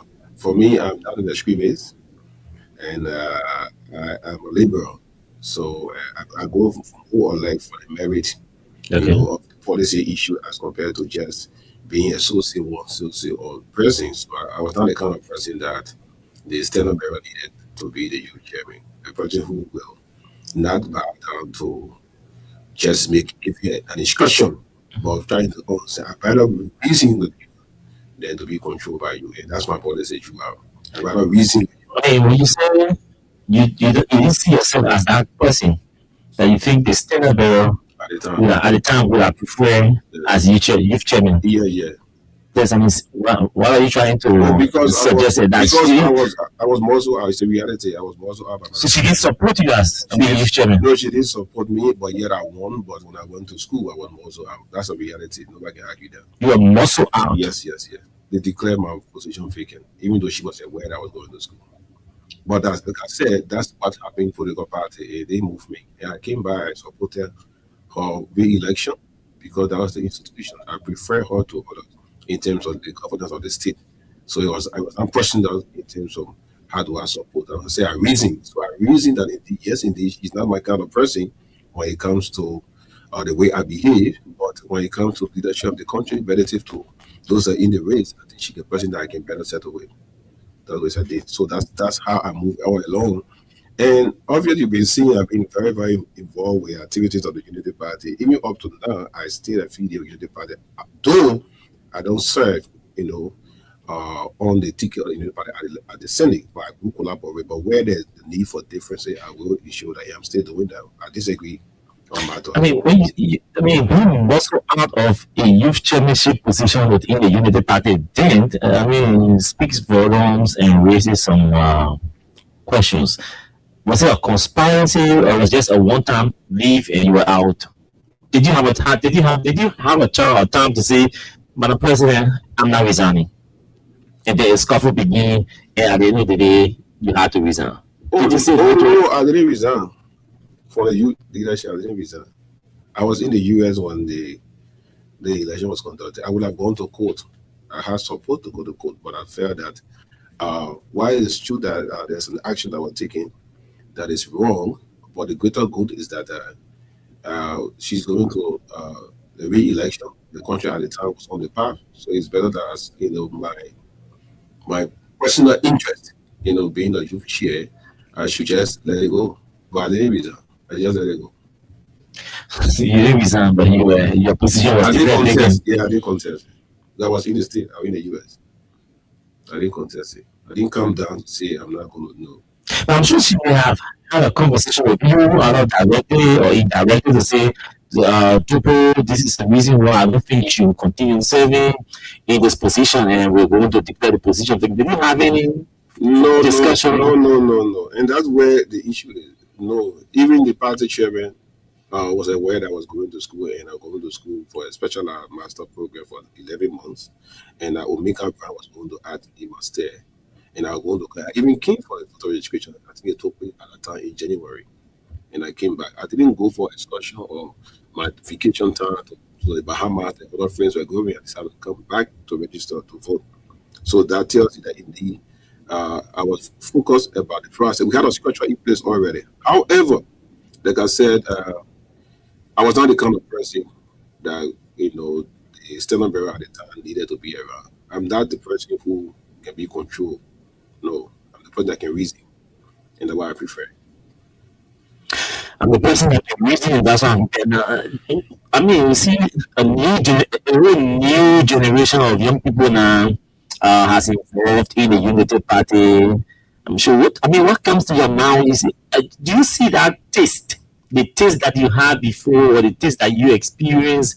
While involved in the youth politicking, the quality. Can we measure the two? Can we compare the two? And what do you think? What do you think is lacking? Well, sometimes maturity goes with low taste when you get mature over time. Once you are not being dynamic, okay, sometimes people get tired with you, the taste, you give. Like they urge for something for the first time, it's kind of sweeter than the second time. So there's no way I can compare my activities with the Unity Party in 2005 as compared to going forward. The first thing is at that time, the Unity Party have not tasted, what leadership, has been in terms of winning election. So that was exciting to know. They also are not tasted what it means to lead. Because when you are leader, you get exposed. Okay, and people need to understand that you get into an institution, into the terrain where you saw from the surface. And that's why I keep telling people that our political parties, if we are not mindful, we keep making the same mistake. We will be winning election. You can win, but you can be vulnerable. Okay. You can win winning election just one thing, but leading is another thing. Let's talk about that something. Okay, so you won the election, everybody like you, but in your service, okay, you have challenges. And you have weaknesses that you refuse to look at because the broader politics of you try to hide your weaknesses. It be happening. It happened with CDC, it happened with Unity Party in the first term. It's happening now, okay? So I'm there saying, hey, I'm collaborating with you, but you are leading vulnerably, so you need to correct something. As a party, okay, you gotta be in charge. As a party, anybody on my voice know that exactly. Unity Party as a party is not in charge. It is the president in charge. And yeah, it is true that the president in charge of the government, but in terms of dealing with the people, okay, the government and the people, it is the party that brought the government into power. So that party should be the face of that government. So structurally, at all facets, going down to the local level, everything, that party should be the face. That party should be seen. That's why anybody from the Unity Party will know that what I'm saying is said the president of the Unity Party is part of the Constitution. The president of the Unity Party should be favored in the governance of the party. And any party will own that. It doesn't mean that other people cannot say, no, that's what I'm saying. I'm saying in terms of projecting the agenda of the party, in terms of making people to see that it's a reality. Structurally, having engagement your local level, these things are not happening now. And I believe that the Unity Party will have to look at that level of what I'm saying vulnerably. Okay. I'm one president who believes that if I'm in the Unity Party government as a minister and the CC government comes in, they should remove me. If I should even resign, I should even leave. Because I believe in one agenda that says this is how we lead. They are forcing myself to be on another. That's grievance seeking. That's taking job. You can be clear with the point. You can be moving from one end to the other. That's what you see today of democracy is just the same. There's no difference between the CDC and the Unity Party, and even all the other parties that are coming in. Do you know why? Because the individuals are the same. The movement from one point to the other. There's no clear ideology. Leave that whole charade about the masses that come on one end, people dancing. No. The slogan may be different. And I've been saying that. So structurally, we need to understand ideologically, we need to understand that. However, it's the kind of democracy that we have now. That is why it's good for us to be liberal, not to be extreme, because we don't have ideology. So when you too extreme, you be extreme on your own brother, because there's no ideology. If I don't believe in clearly, I don't believe in, let's say, lesbianism, or let's say homosexualism, and the other party believe in it, that one we can tear it clearly. But if we all believe in the same thing and we don't believe in the same thing, there's not much of a difference. It's about how to lead. So my brother, a country where in almost all of our platforms look the same. All the things we say, the PAPD, the RAA, these are all structured in a way that you have to talk about how do you lift the people out of our poverty, how do you show like people. The issue now is how are we doing it? That's where I stand. I always stand now for now what we want to do. All I've said we want to do. Like bro, problem now we say is how are we doing it? And when are we doing it? We are not answering this question. That's why I'm being at the legislature. Focus now is about how do we strengthen. The defect at the legislature is not about the people you elect. And we're getting the rules governance issue. That's why you see them kind of getting out of it, because I want to be focused clearly as to be a statement, not a partisan man. Yeah, so maybe the partisan people can see it, that this is how you be a statement. You look at the issues, you solve it properly, not to just leave it on political lines.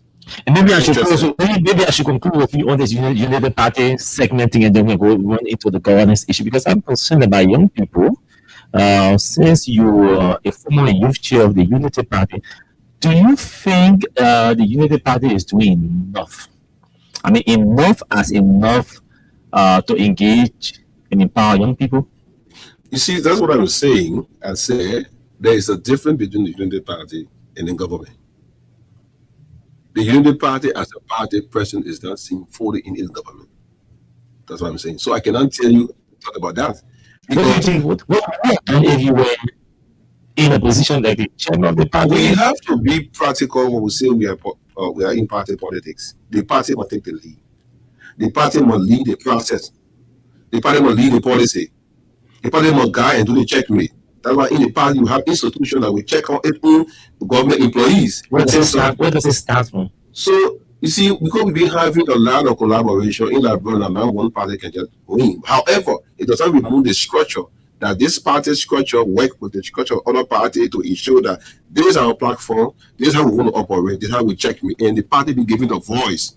It's not the diet. It's not. Most of the time, it's not even with Liberian political parties. That's why you see, I'm saying I am in the middle to see that this is how we should do it. You can't give a pretense that a part. How do I tell you that Unity Party is doing what in terms of what? If the party is the government, I can assess it. If the party is not in charge, it is a reality. What do we say is in charge? It is the reality. I say the government, the president is in charge. The standard bearer is in charge, but not the party. It's a reality. But the president is the standard bearer of the party. Being the standard bearer of the party has structure to leadership. The standard bearer, when you win the election, now you become the president of the country. So you run the country from the basis of being a president, which I agree. But I'm saying in party politics, I believe that decision that is being made by the president, okay, must emanate from a party manifesto. What specifically do you like to see happening? That's my view that comes from the party angle. What would you like to see the party doing? What would you like to see the Unity Party taking a play in the government? Well, so before going to the election as a party, you have your structures, you have your technical committee, you have your coordinating committee, you make decisions, you have policy direction. How many times have you seen the chairman of the party calling for a retreat and meeting and other thing? I'm not showing any job at the chairman of the party, but the party is in the government. It's in the government, in the sporting arena and other thing. Okay, so we want to believe that the party is in charge? No. You think I'm saying this because I've been seeing it over and again, and I believe that all are listening because there are some things that are happening there, and it can be corrected. We need to understand that you can be in the government as the head of the party, and you say you are working. The party is a structure that can be able to check. The party should have structure in it, that just as the government structure that can look at the behavior of appointees, how they are performing, and be able to take action. Okay, so I mean, reasoning with you says to me that the issue is not with the president, the issue is with the party. The party has refused to take charge because all the party executives won't join in the government. I don't want to use the word refuse, but I just want to say failing to. Okay. Yeah, failing to. And I think that can be corrected. Otherwise, I'm not saying refuse. Now let's talk about some of your priorities in River G. It's important we talk about some of your priorities in River G. You want to share about some of them, especially from when you became senator to current. If you want to go back from your days as representative, fine. Well, I wouldn't want to go back to my days of being representative, but what I want to say in summary is that it was because of my prior legislative activities, engagement with the people. That's why they elected me as representative. And based on my being representative, and my consistency on those prior representative action that led me to be senator. So I wouldn't go back to discussing why is it I'm senator, because we didn't fool anybody. Your works for you.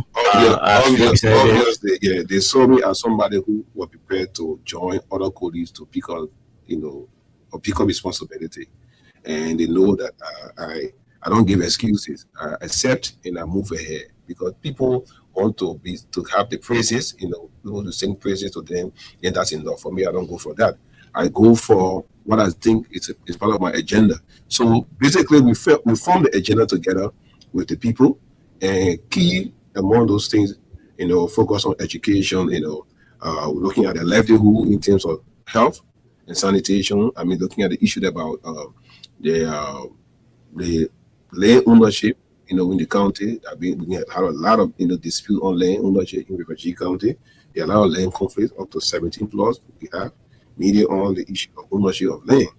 So they also focus on trade. However, we thought that you have all your pillars, okay, but you cannot achieve all just at once, because obviously we are human. 6 days, the Bible says, which could be 6,000 days to mankind, that God made the heaven and the earth. It says He took days, and then what about me? If I can organize my activity in terms of priorities and timing, and also then I'm not even making His image.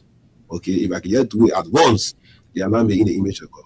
So because I'm making His image of God, that's why I organize. So we are doing what they asked us to do based on our plan and in the organization of it. We started engaged with the engagement with the county in terms of making sure that at least every town and village in River G County cannot be dark. Whether it is not the electricity from the government, it is some kind of power energy. Okay, in terms of having light, what you can read on, people can sit and play the music. Sometimes this time, because of climate change with the moon, it's not just coming to that. So people can have some storytelling. Storytelling is a way of oral education. People got to sell on it. So if you follow that in River G County, and we can see to anybody, we have completed. I don't know if there's a village there, then it's not on the record, but every town in River G County have received some form of solar light for us, and they are being lit at this time. Yeah, so that one. We also now focus on the educational aspect, making sure that we enhance the activities of our young people. Obviously, we started that far back. Record shows that from our own financial aid, we were able to support 150 graduates who have bachelor degree. That was done in Virginia before for the last 6 years. We got teachers, more than 30% who are graduated from TU on our financial aid. Who are teachers, who got teaching, and I'm not calling teacher, but they got teaching degree and also health science degree. So you have the facilities for them to teach. Oh well, that's what we are doing now. So obviously, that's a sustainable. We do have schools that don't have teachers, so the facility there for them to teach. The issue is about how do they get on. That's what you see. We are advocating along with the Senate to ensure that we address the issue of volunteer teachers. And I am not just only looking at it from the list that comes from education. We have sent out to the CEO and the CHO to verify those needs, to make sure that all our people get on pay, because they got. You say you don't have teachers here. The issue has been a constraint about getting then also on the payroll, because you have somebody who have a degree to teach. You can train that person in no time as compared to a person who are not going to class. These are revolving problems. It seems to me we're not just solving some of these problems. I think it's significant steps to solve some of these problems. Just you as an individual, 6 years plus 2 years, 6 months running, and we are still having a conversation about trying to get some eventual teachers on payroll, trying to get health workers or caregivers on payroll. 8 years running, and we still talking about these problems. Keep evolving. Well, so we then we can make one decision, very clear. As a country, is to just abandon all of the, which I can support part of it, abandon all of these international arrangement and other things, and run the country like a bit like Liberia. Take one decision and suffer another one. It's a decision-making thing. Yeah, because they see the budget. We have our demands, our needs as a country. Okay, they're far more than our ability to fund what we do. So in that case, You cannot solve one of the problem at once. You either have to re-engineer. You have to re-engineer. The way I'm saying, re-engineer, for example, you say, okay, say we are decentralizing, okay, which I support, like I say, I support part of what I'm going to say, is that say we are decentralizing, we will remove internal affairs from the national payroll, okay? The local government take care of itself, we give them grants, okay? They have financial rules, they collect fees from the people there and they pay themselves. Let's focus on the teachers and the advisors on our payroll. Not that, okay? Secondly, we also need to see, okay, there are some people in government that need to leave. I mean, we make government small, okay? That is a difficult one because you have not reached a point where the private sector is strengthened enough to take the people you want to take up from government. So I'm saying it's a mixture of things, and we can choose to just forget about what the normal way look like and choose our own way. Other than that, we will gradually solve the problem. It will keep coming back. Sometimes it coming back not because there are new people coming. No, not because new people coming, but there were people there who were on other benefit by these non-budget support people, okay, that the UNDP. They were thinking of the people before. So like when we were on the life support, we didn't know, we didn't feel everything was okay. Everything was not okay because the 300 million that come to the country every year from Manasari, or at the average, every year from Manasari government to this government now, which is reducing, that were off the budget, those will be used to address other issues with other people who were helping government institution.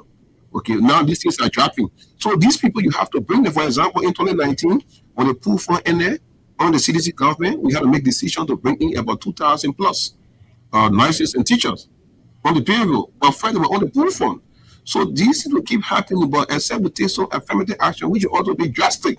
And when it's drastic too, the other people suffer. So I'm still when you say keep coming, it will come. What you be doing, you be measuring to what extent we are reducing it.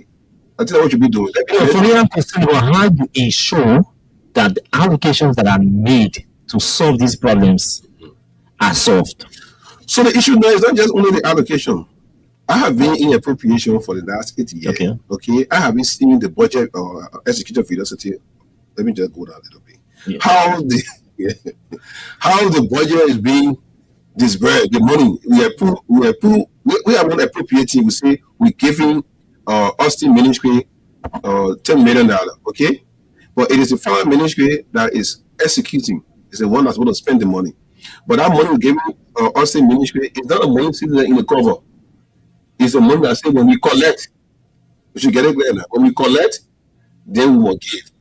So part of the problem we've been having in our appropriation, we are being appropriating. But in execution, we are not being focusing, putting the money at first to the institution that generate income. So you realize that when we get to the end of the budget period, that when we start spending the money, then we're able to address the issues. For example, we put money in the budget every time for teachers to get on the payroll. So CSA is doing the process, they have their own way of vetting. At the time they will come to us, they are now concluding all the vetting, but they know the number of people that you get on payroll.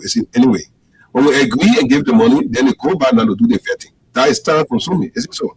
When you're done with that, before you finish with that, final minister got priorities to address other issues as compared to using that money for teachers. So they gotta wait again before you realize they're going to the end of the period. That have been. So if you follow, now it is what we're trying to do at the legislature, which, like I said, I'm running to the legislature on structural issue. It is not only because we vote people that we think they didn't get degree or they're not so smart than other people. It means that's what the problem in the legislature. No, that is the only issue there. No, that's the only issue. Our service delivery at the legislature is not strong. Anybody, by the constitution, or by the constitution, I would say, by the famous mind, anybody who the Liberal people want and believe from the constituent can lead. Is it so? The fact that man can convince you to make him to be a representative is a smart man. Okay? But if he gets to the legislature, he's going to be grapple with issue of the national budget that is the meat. All discussion here is the meat. How do you appropriate? Like you say, how do you appropriate everything? Yeah? But that man that is there, he's not an accountant, doesn't understand financial matter. Okay? But structurally, there is an institution in there that's supposed to do that work and be as technical as possible and convert that technicality into a simple sentence to that man just to get him vote. That has not been happening.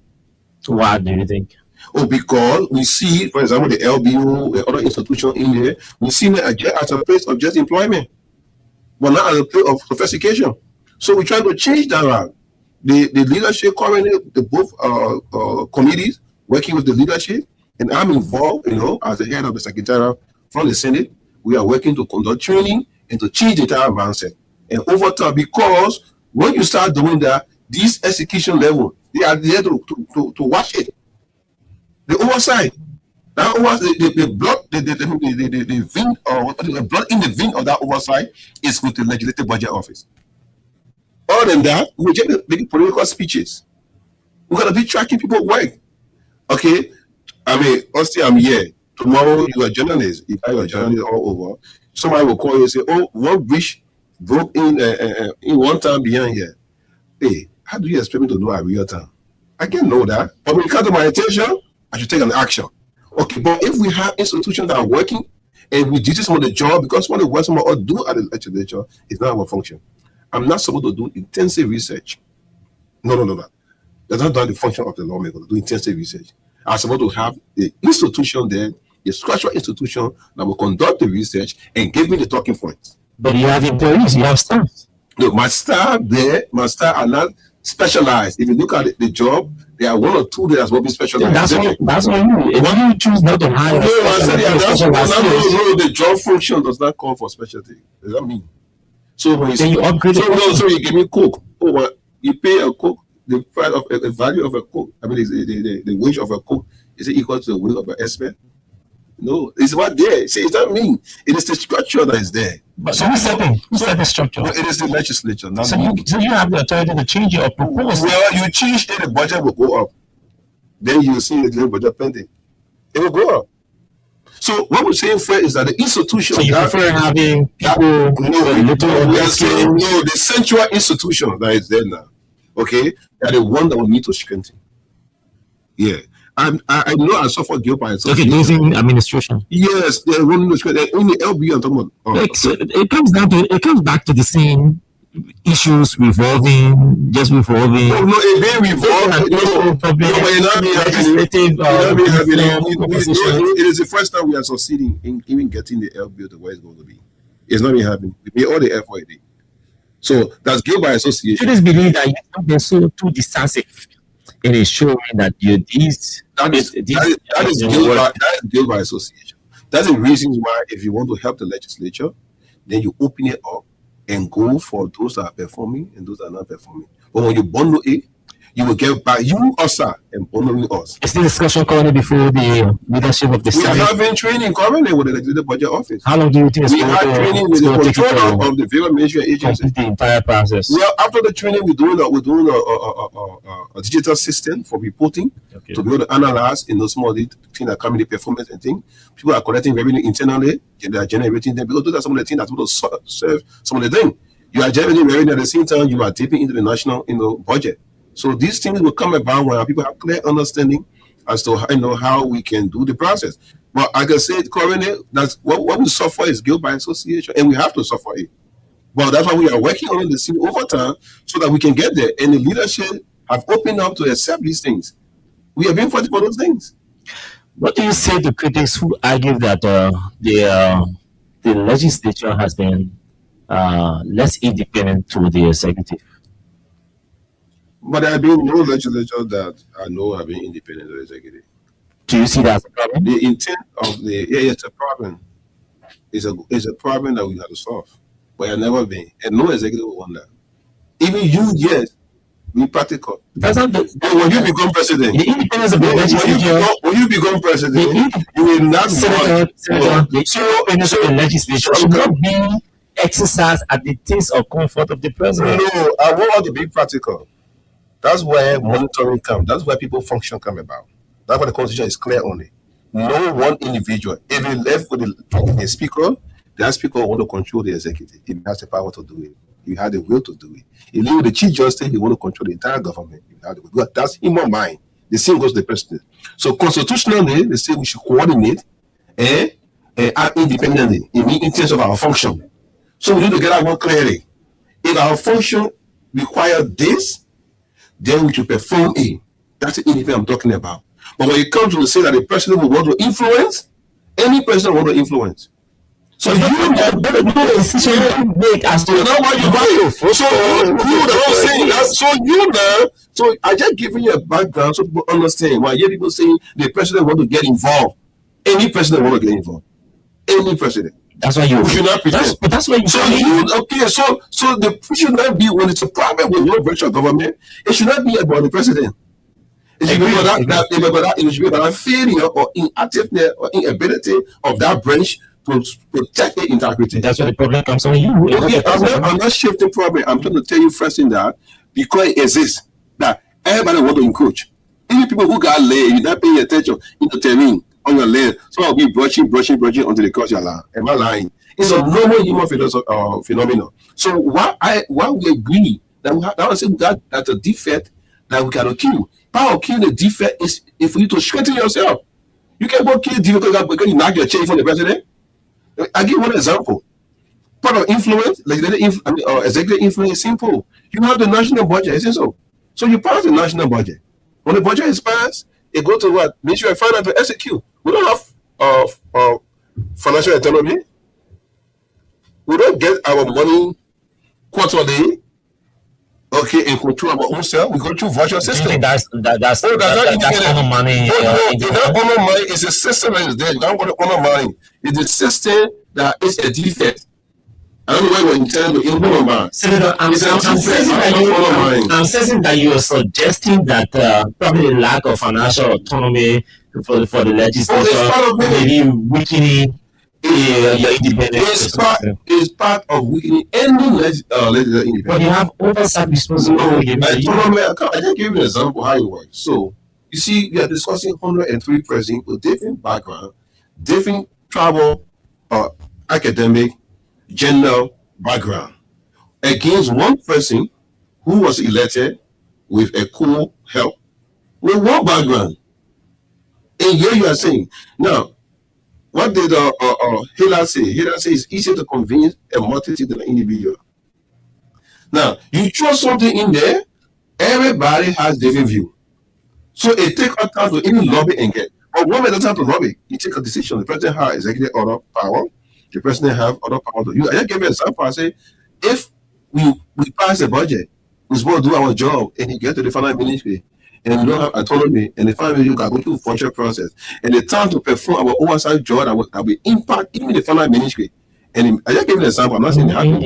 And the ministry decided to go through the bureaucracy. Don't you think it can influence us? It can be exploited for influence if it's a bad government. So I just gave you all the reasons. Secondly, if your institutions that you have in the legislature is not strengthened, how do you become independent? You must know something to say I'm independent. You must do something to say you're independent. And you think the legislature is getting there? We get it there. We may be slow, but by us talking, by everybody talking, by the leadership opening up, we will be faster. How do you feel at times when you're listening to public perceptions as a professional person from different background, entering the politics, getting blown down, some may see it as a veteran or a group politician? What do you see with public perceptions about the company corruption in the legislature? Do you believe that the legislators can settle for bribes? They take money to make decisions. Driving around and listening to these kinds of perceptions, what kind of feeling that comes to you? Perception like is there is dangerous, and especially in the system where we are complaining about our level of education in the country, our level of experience, and our tolerance in terms of wanting to tolerate to information, wanting to understand what is the vantage point of the person coming. Mixed with greed and sycophancy make perception very dangerous for Liberia. And perception will not be the tools to, even if I would want to rate anything on corruption, perception would not be. Because the man who is talking about the corruption, if you give him a little bit of text, his mind is corrupt. So if you ask that man, that one fixed mind, the day he sees Austin Austin was studying very in the place here, maybe checking his own money. But the fact that I work for him here and going, he said Austin too brag. That's perception. There have been no time to gather the facts. So when that kind of thing go over time, obviously, every man mindset in this country, before entering the legislature, people will argue that the legislature is corrupt. When we decide to jump in that oil because we want to help the situation in terms of structural changes. As you jump in the oil will touch you. It will touch you. You want to change. Now, if we cannot factually address issues, now guilt by association. You mean, for example, you want to go somewhere. One man just said and say, there are a bunch of corrupt people over there. Do you know what you're doing? You say you're fighting corruption. No, you're not fighting corruption. You're building resistance against corruption.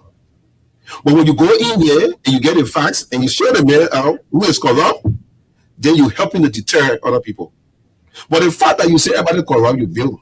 I mean, if everybody corrupt in the country, any country, okay. So even the show is we're not giving facts.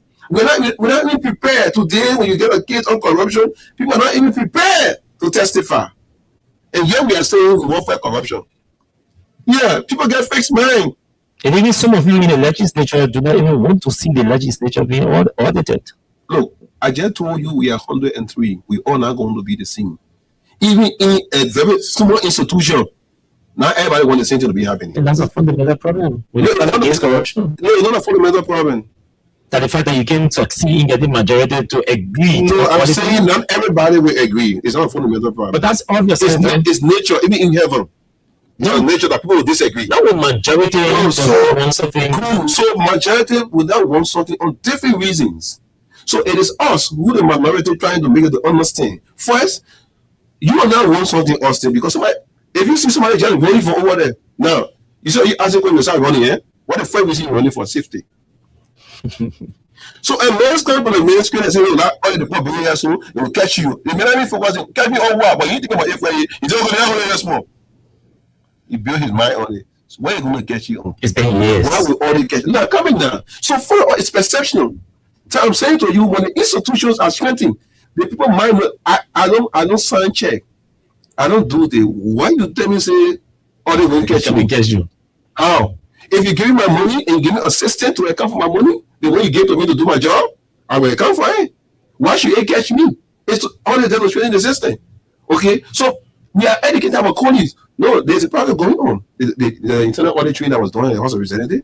Currently, the GSC is conducting a review of the Senate procedure. They will be coming in, I think, by next week now to look at what progress we have made. No, it's out there. You see what I'm saying? I said we are working in there, trying to strengthen the institutions. While you are working on the mind, you say have the fixed mind. Somebody saw one about Cody in the gutter few years ago, and he was maybe drunk. After 3 years, you see the man on the pulpit, he doesn't believe the man is a pastor. Because he thinks that one time he's in the man. So our system has been opaque over time. It was not even translucent. Now it's translucent. It's not transparent yet. The legislative system is not transparent yet. It is translucent. It's still gloomy. That's why we are working to strengthen it. I cannot acknowledge that because you cannot, if I say it's transparent, then it also means to say that you can open it, pay transparent on you can see who. How you know it's transparent? You can see who, but it's pretty clear. So we know it is translucent because there are other things that are not in place that we are putting in place. And I have confidence, especially for the Senate, with our Senate project effort. I have confidence that until we get there, we will not be particularly 100% because there's no institution that could be free from all the misgiving because all the accountability not necessary. But we don't want to have our voice or the opinion for the Auditor General. We can struggle with a qualified audit report that will change over time as compared to having our voice, or the opinion. His name is Francis S. Dubu, the Senator of Rover G County. We had a conversation with him. Now, it's 2 years, 6 months, halfway. We are at the half mark of the government. Mr. Bwaga's administration is being appraised by some I know you've spoken a lot about some challenges confronting the system. But how would you objectively assess his performance so far, related to the government's performance? Well, the government performing in relation to its policy, or the government performing in relation to other governments? So let's talk policy first. Well, the government agenda, do you think is succeeding? Well, so the agenda came in late, obviously. So obviously, I know that it's going to have a defect. It's not going to be achieved 100%. That is a reality. But what would be good is that if care is taken and the advancement efforts are moved further, it may go maybe around 60%, which is also manageable when it comes to that, because you're not going to achieve in 6 years more than 70% of your agenda. So that's why you pick out the critical ones that affect the people directly. And that's what I want to say. I don't want to think because people say, oh, it's the agenda, but it's the agenda that is good for the country. It set the country pace, but it's not going to be achieved fully, but at least to a level where it can, raise the standard of the people. There's challenging when it comes to employment issue for the country in terms of employing the sense of a fixed term, long-term employment. Okay, there are different other short-term employment going on, but those are not what Liberian people view. That's why you know when the president says 100,000 and also 2 million, because it's not what we call employment in our own mindset. So we have to just move from that point to what Liberian people think. They define employment with the Liberian people way of thinking about employment. Now, there's one question about, since he's talking about employment, because the Liberians have been complaining about the hardship, lack of employment, the high cost of living, and all of that. I mean, as a tax expert, I should say, what practical policies should the government pursue, to ease some of these burdens associated with the cost of living? Well, so there are things that factor in the cost of living, and clear would be our consumer price index. How does it move? Inflation that impact. Inflation is one of the key things that influence cost of living. Why it is true that we don't see, and I don't know, I don't have a record. We don't see a pattern of company closing down in Liberia. Why it is true, we're not seeing big ones coming in, even though they are on the people that are trying to get the change of control and other things. But we're not seeing company leaving the country. No, on a scale, I don't have record for that. So I wouldn't say that the structure of employment actually is coming down. Maybe the pace may be slow going up. So because employment issue also, because when you say cost of living, it's also the income. So how many income available that is saving in the bank that I can take and borrow here as an individual? They all tie. Yes, we are collecting the revenue. The inflation is high. The exchange rate issue, we got to address it. Because if we address the exchange rate issue, the cost of import, like we import more. So if the Liberian dollar depreciate more than the US dollar, it means we got to buy US dollar. And to buy US dollar is to indirectly reduce the quality of goods you want to buy. Practical example, the exchange rate was 80, let's say was 200 to, let's say 80 to $1. You want to buy 25 bags of rice to import it from China. The exchange rate went to 200 to 1. That $20 difference you gotta go buy, it may suffer 4 bags, so you may buy only 21 bags. So when it comes, because 21 bags not enough, when people change that 21 bag, the price will go up. Eventually, cost of living as a cost of steam, you need to live in that environment when you eat rice. Only that kind of rice, it means your cost of living go on high. The same go with education, okay, to take children to school. So when government focus more, like we're discussing here, to strengthen the public sector schools, obviously, okay, the prices of private school will drop. The cost of going to private school will drop because I can go to a public school and get all the things I want to get in Gibson, okay, and I'm paying only maybe 5,000. The same thing in many world, I got a digital board, I got a good chairs, and monitoring in the classroom. I get good education there. With that, people will start running from there. And as they're running from there, going to the public school, private school have to drop their rate because why they gotta attract more people coming down to balance it. So yes, cost of living is kind of high in line because all the other issues we're discussing. Secondly, too, our taste.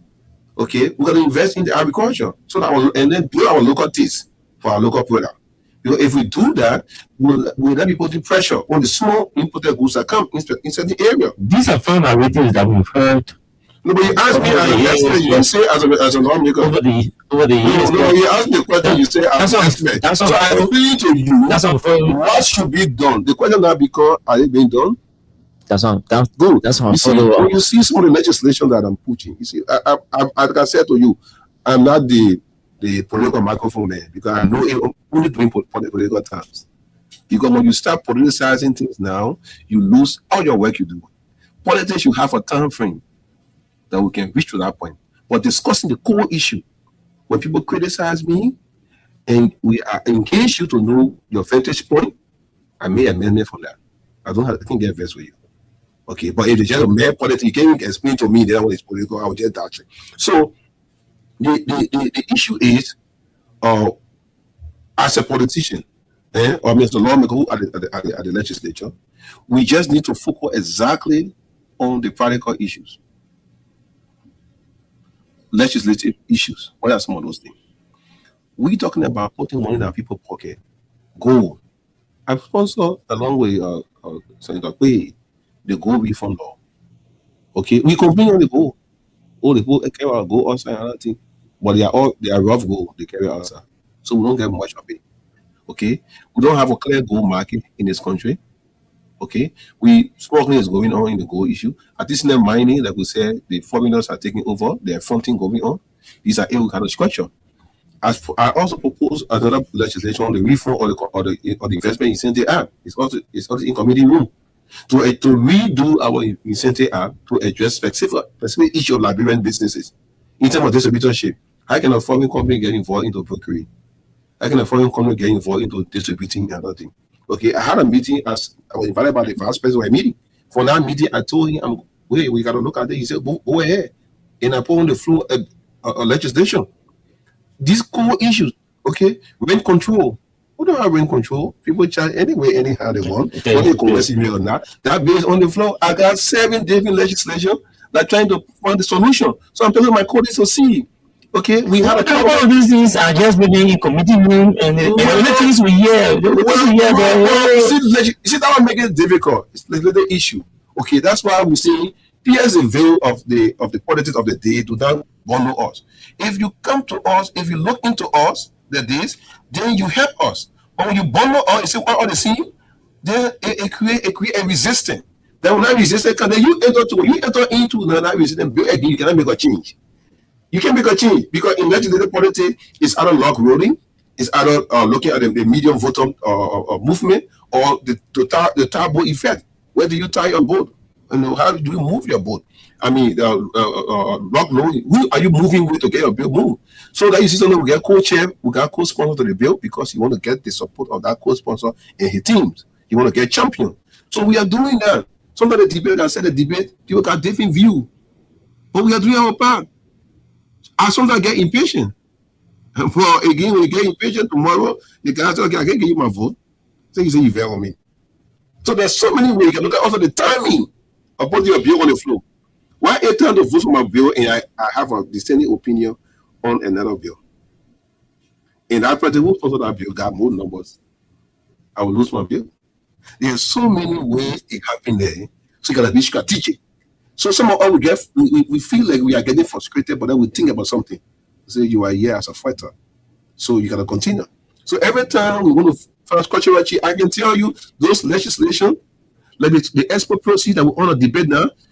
We're talking about cost of capital, eh? Mm-hmm. We sell gold, iron ore, rubber, everything. The money still out there. The guys bringing their things into the country, they don't pay TT, so we don't get US dollar. So our balance of payment is unfavorable. I mean, we got low export value as compared to import value. So at the end of the day, what happens when there's no export value to import value, for all your GDP itself is going to contract because and when you're contracting, it means your revenue also going to come down low. Secondly, down, then the exchange rate pressure on your Liberian dollar because you need more US dollar to go outside there to buy. Because the US dollar, what they say, they are leaving it there. So with that, like I said, it came with inflation and then cost of living gets up high. Sometimes people lay off because they cannot afford to pay them. So these are so expropriation, repatriation, bring the money in. The commercial banks are here. They will employ people. They will take the money. They will borrow the money. At least the money is not. The banks want to borrow. Why it is true that is low performance in terms of the loan, but they also don't have much liquidity. So they come to the country and get all the investment, but yet they can't get the money. So we are saying no. Let me repatriate the proceeds. That debate is also on. Those some other things they may say, oh, is that why we eat? Yeah, that's why you go eat. You don't just eat. You don't just eat because you see food. The things that bring food, the macro indicators that bring the food to the table, we need to explain it to you. Because somebody will say that I think we're eating. So we also need to see the practical workings. Yeah, that's why we put in legislation on the floor. We are debating that. It's our job. But the president can do executive order one day. Our own, we got to debate it. The president can do one day executive order. Okay, we can go to the telephone lines to pick us. Trust me, there are a lot of issues that we couldn't exhaust because of time. So that's why we always try our best to get these stakeholders on our microphones, behind our microphones and on our voice to quiz them on some of the issues. Okay, I'm not even too sure we exhausted 70% of our list of issues we wanted to talk about. Maybe we need to start giving them 2 hours now instead of 1 hour to deal with this. No, let's discuss specific issue at a time. It's really to get you guys, so we'll probably want to talk almost everything.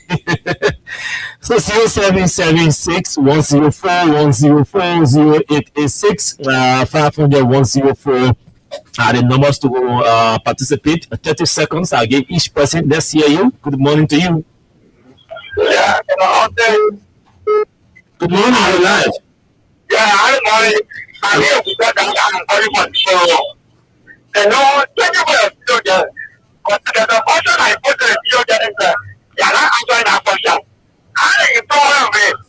When you were running to me, you know, that I'm also happy, will come to the end. It's not for you. How do you tell me? You're doing it, but I'm somebody that's wrong with. You know, I'm a you. I'm a water party. Instead of a walk on that, if one of the public hours later, you put out money, and then you have to pop up one side, I'm not telling you what I was doing there. And he's telling you still ain't clear about it. We do have a higher address national leaders. I mean, let's talk to somebody else. Hello, good morning. Good morning. Good morning, go ahead. No, we don't have the time for that. Next person, let's hear you. I'm fine. Please go ahead with the point. I just want to ask you a question yesterday, Honorable Man. For example, we already have issue with that money to 75,000. You will not give a week back. And if you represent 50,000, you will not give a week to a party. But for voting as a team, well, here is not what is spending. Just getting all that money to vote to Uncle Farm. I swear what you'll be over. I said, I can't get you a point of the you'll be over for. That's the way for someone for Thank you. Next question. Good morning. Please go ahead. Yeah, this is the biggest calling for voting for the vote. The only thing I want to add is that for the dead, because you find all for the show you put it over, you know. And when it said, but I don't know.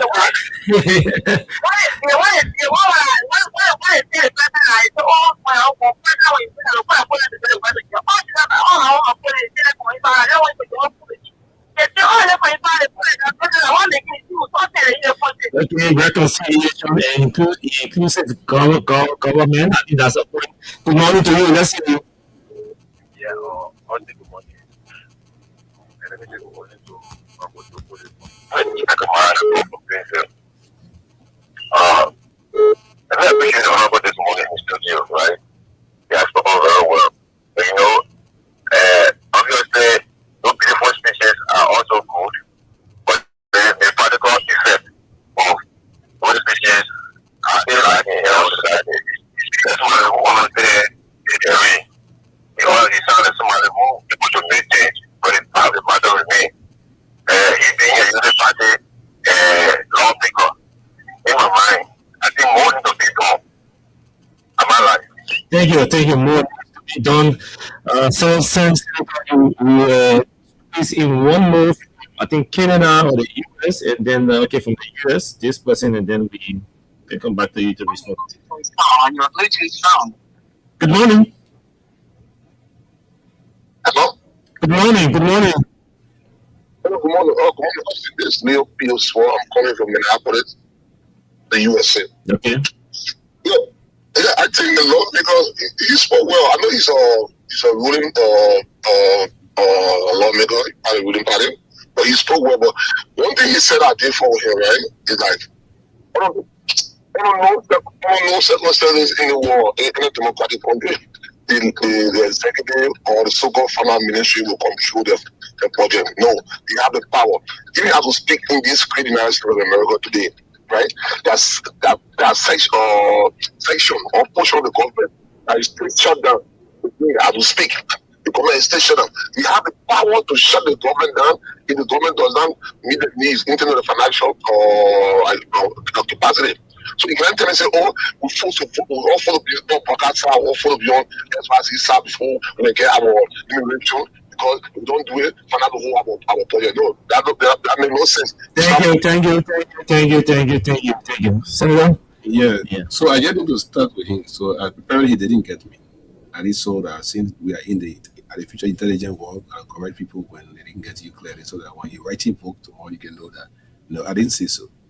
I was giving you reasons why the 104 persons, okay, that executive can manipulate, they want to have an influence. I said, no, God, even the US government, there is no government where the executive would not want to influence the legislature.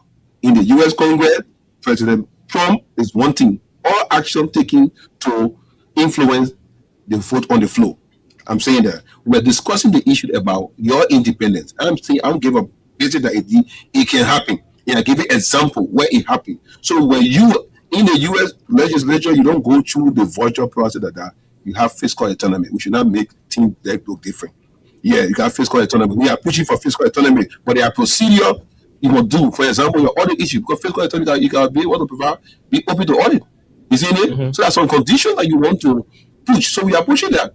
For fiscal autonomy is important. It's one of the way you limit your influence from the executive. It's a reality. Do you think why the constitution call for the judiciary to have fiscal autonomy? If it was not the issue of influence, public influence is manipulate how you get paid, what time you go to work. Obviously, if you don't pay your money, you can't do your job. That's influence. That's what I'm trying to say. I'm not saying that we cannot shut down government. For no, do not pray for like to shut down government. We're not in America. We don't overwhelm reserve. See, we have can't-based balanced budget. So you cannot put to a point where the government will be shut down. No, we can't do that. The issue about speeches, no, I just spoke. The thing I said. All the things I told you that before you talk about getting included in the country, there will be legislation, there will be rules and regulations. That's what I'm saying. I got paid on the floor. So I'm not giving beautiful speeches. All what I just say, I have legislature on the floor. By association, that's where I'm fighting in. So you can also help me. You got lawmakers from various countries you come from. Talk to them, ask them, have you seen the bills on the floor? Like in the committee room, how do you make up? Hey, can you give him more support? That's what you should be doing. Okay, but I'm not giving beautiful speeches. I'm making effort, and I know there are challenges in that. Well, I'm not going to speak for the Unity Party. And let's get it clear. I am an independent candidate as per the legislature. I'm collaborating like I did before. I didn't join CDC, but I work with the CDC government in terms of issues that were correct. Policy issues that were fair, that were important. I supported it. Those that I felt was not good, I provide counter to them. So it's not the issue about where I stay, but legislatively, I'm an independent candidate, but I'm collaborating with the Unity Party. And when it comes to how Unity Party have reconciliation with CDC and nothing, Chairman Luther, time you speak to that one. I'm not going to take somebody's job for that. And again, let me just say, like I said, perception. The man say when we see the father increase our salary, we pass it. No, we're not passing. We're not passing. In 2019, and you just forget, I said perception. The legislature reduced its salary benefit by 31%. It didn't capture anything. It didn't capture anything. So we did that, and we still open to that. But I said for anybody, I'm not going to allow a cut for my money. No, I'm not going. The Fed cut, it didn't go to Virginia County. So when things are spreading and we know that the policies are going well, then you can cut it. If you want to cut it now, I agree. You can cut all lawmaker money from Riverview County, but just make sure you go straight to Riverview County account for education and help. I'll be happy with that. Because as it is now, at least my moral intervention is more than even 50% of our salary. My moral intervention on education. Recently, 200 students we supported in the Vocational Training Institute program. We paid their fees, and about 202 graduated because of out of the field of we draft. TU, we still have up to I think 60 to 70 students at Thomas University. We still continue the education program. Then with them, we send students in Rwanda. They are there, learning geodetic surveys. We help our land issue. We are also providing support to our people all over. What we have a project going on to make sure that about 150 water kiosks are built in Riverview County over 3 years.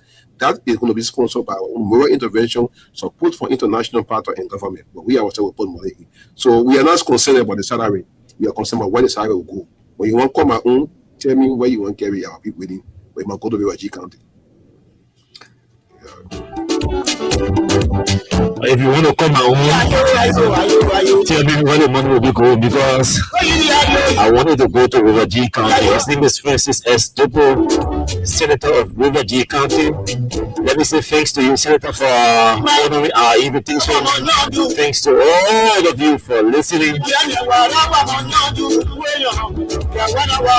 We shall be back here tomorrow by God's grace. But until we see tomorrow, do have yourselves blessed moments in your respective areas. My name is Austin. Bye-bye.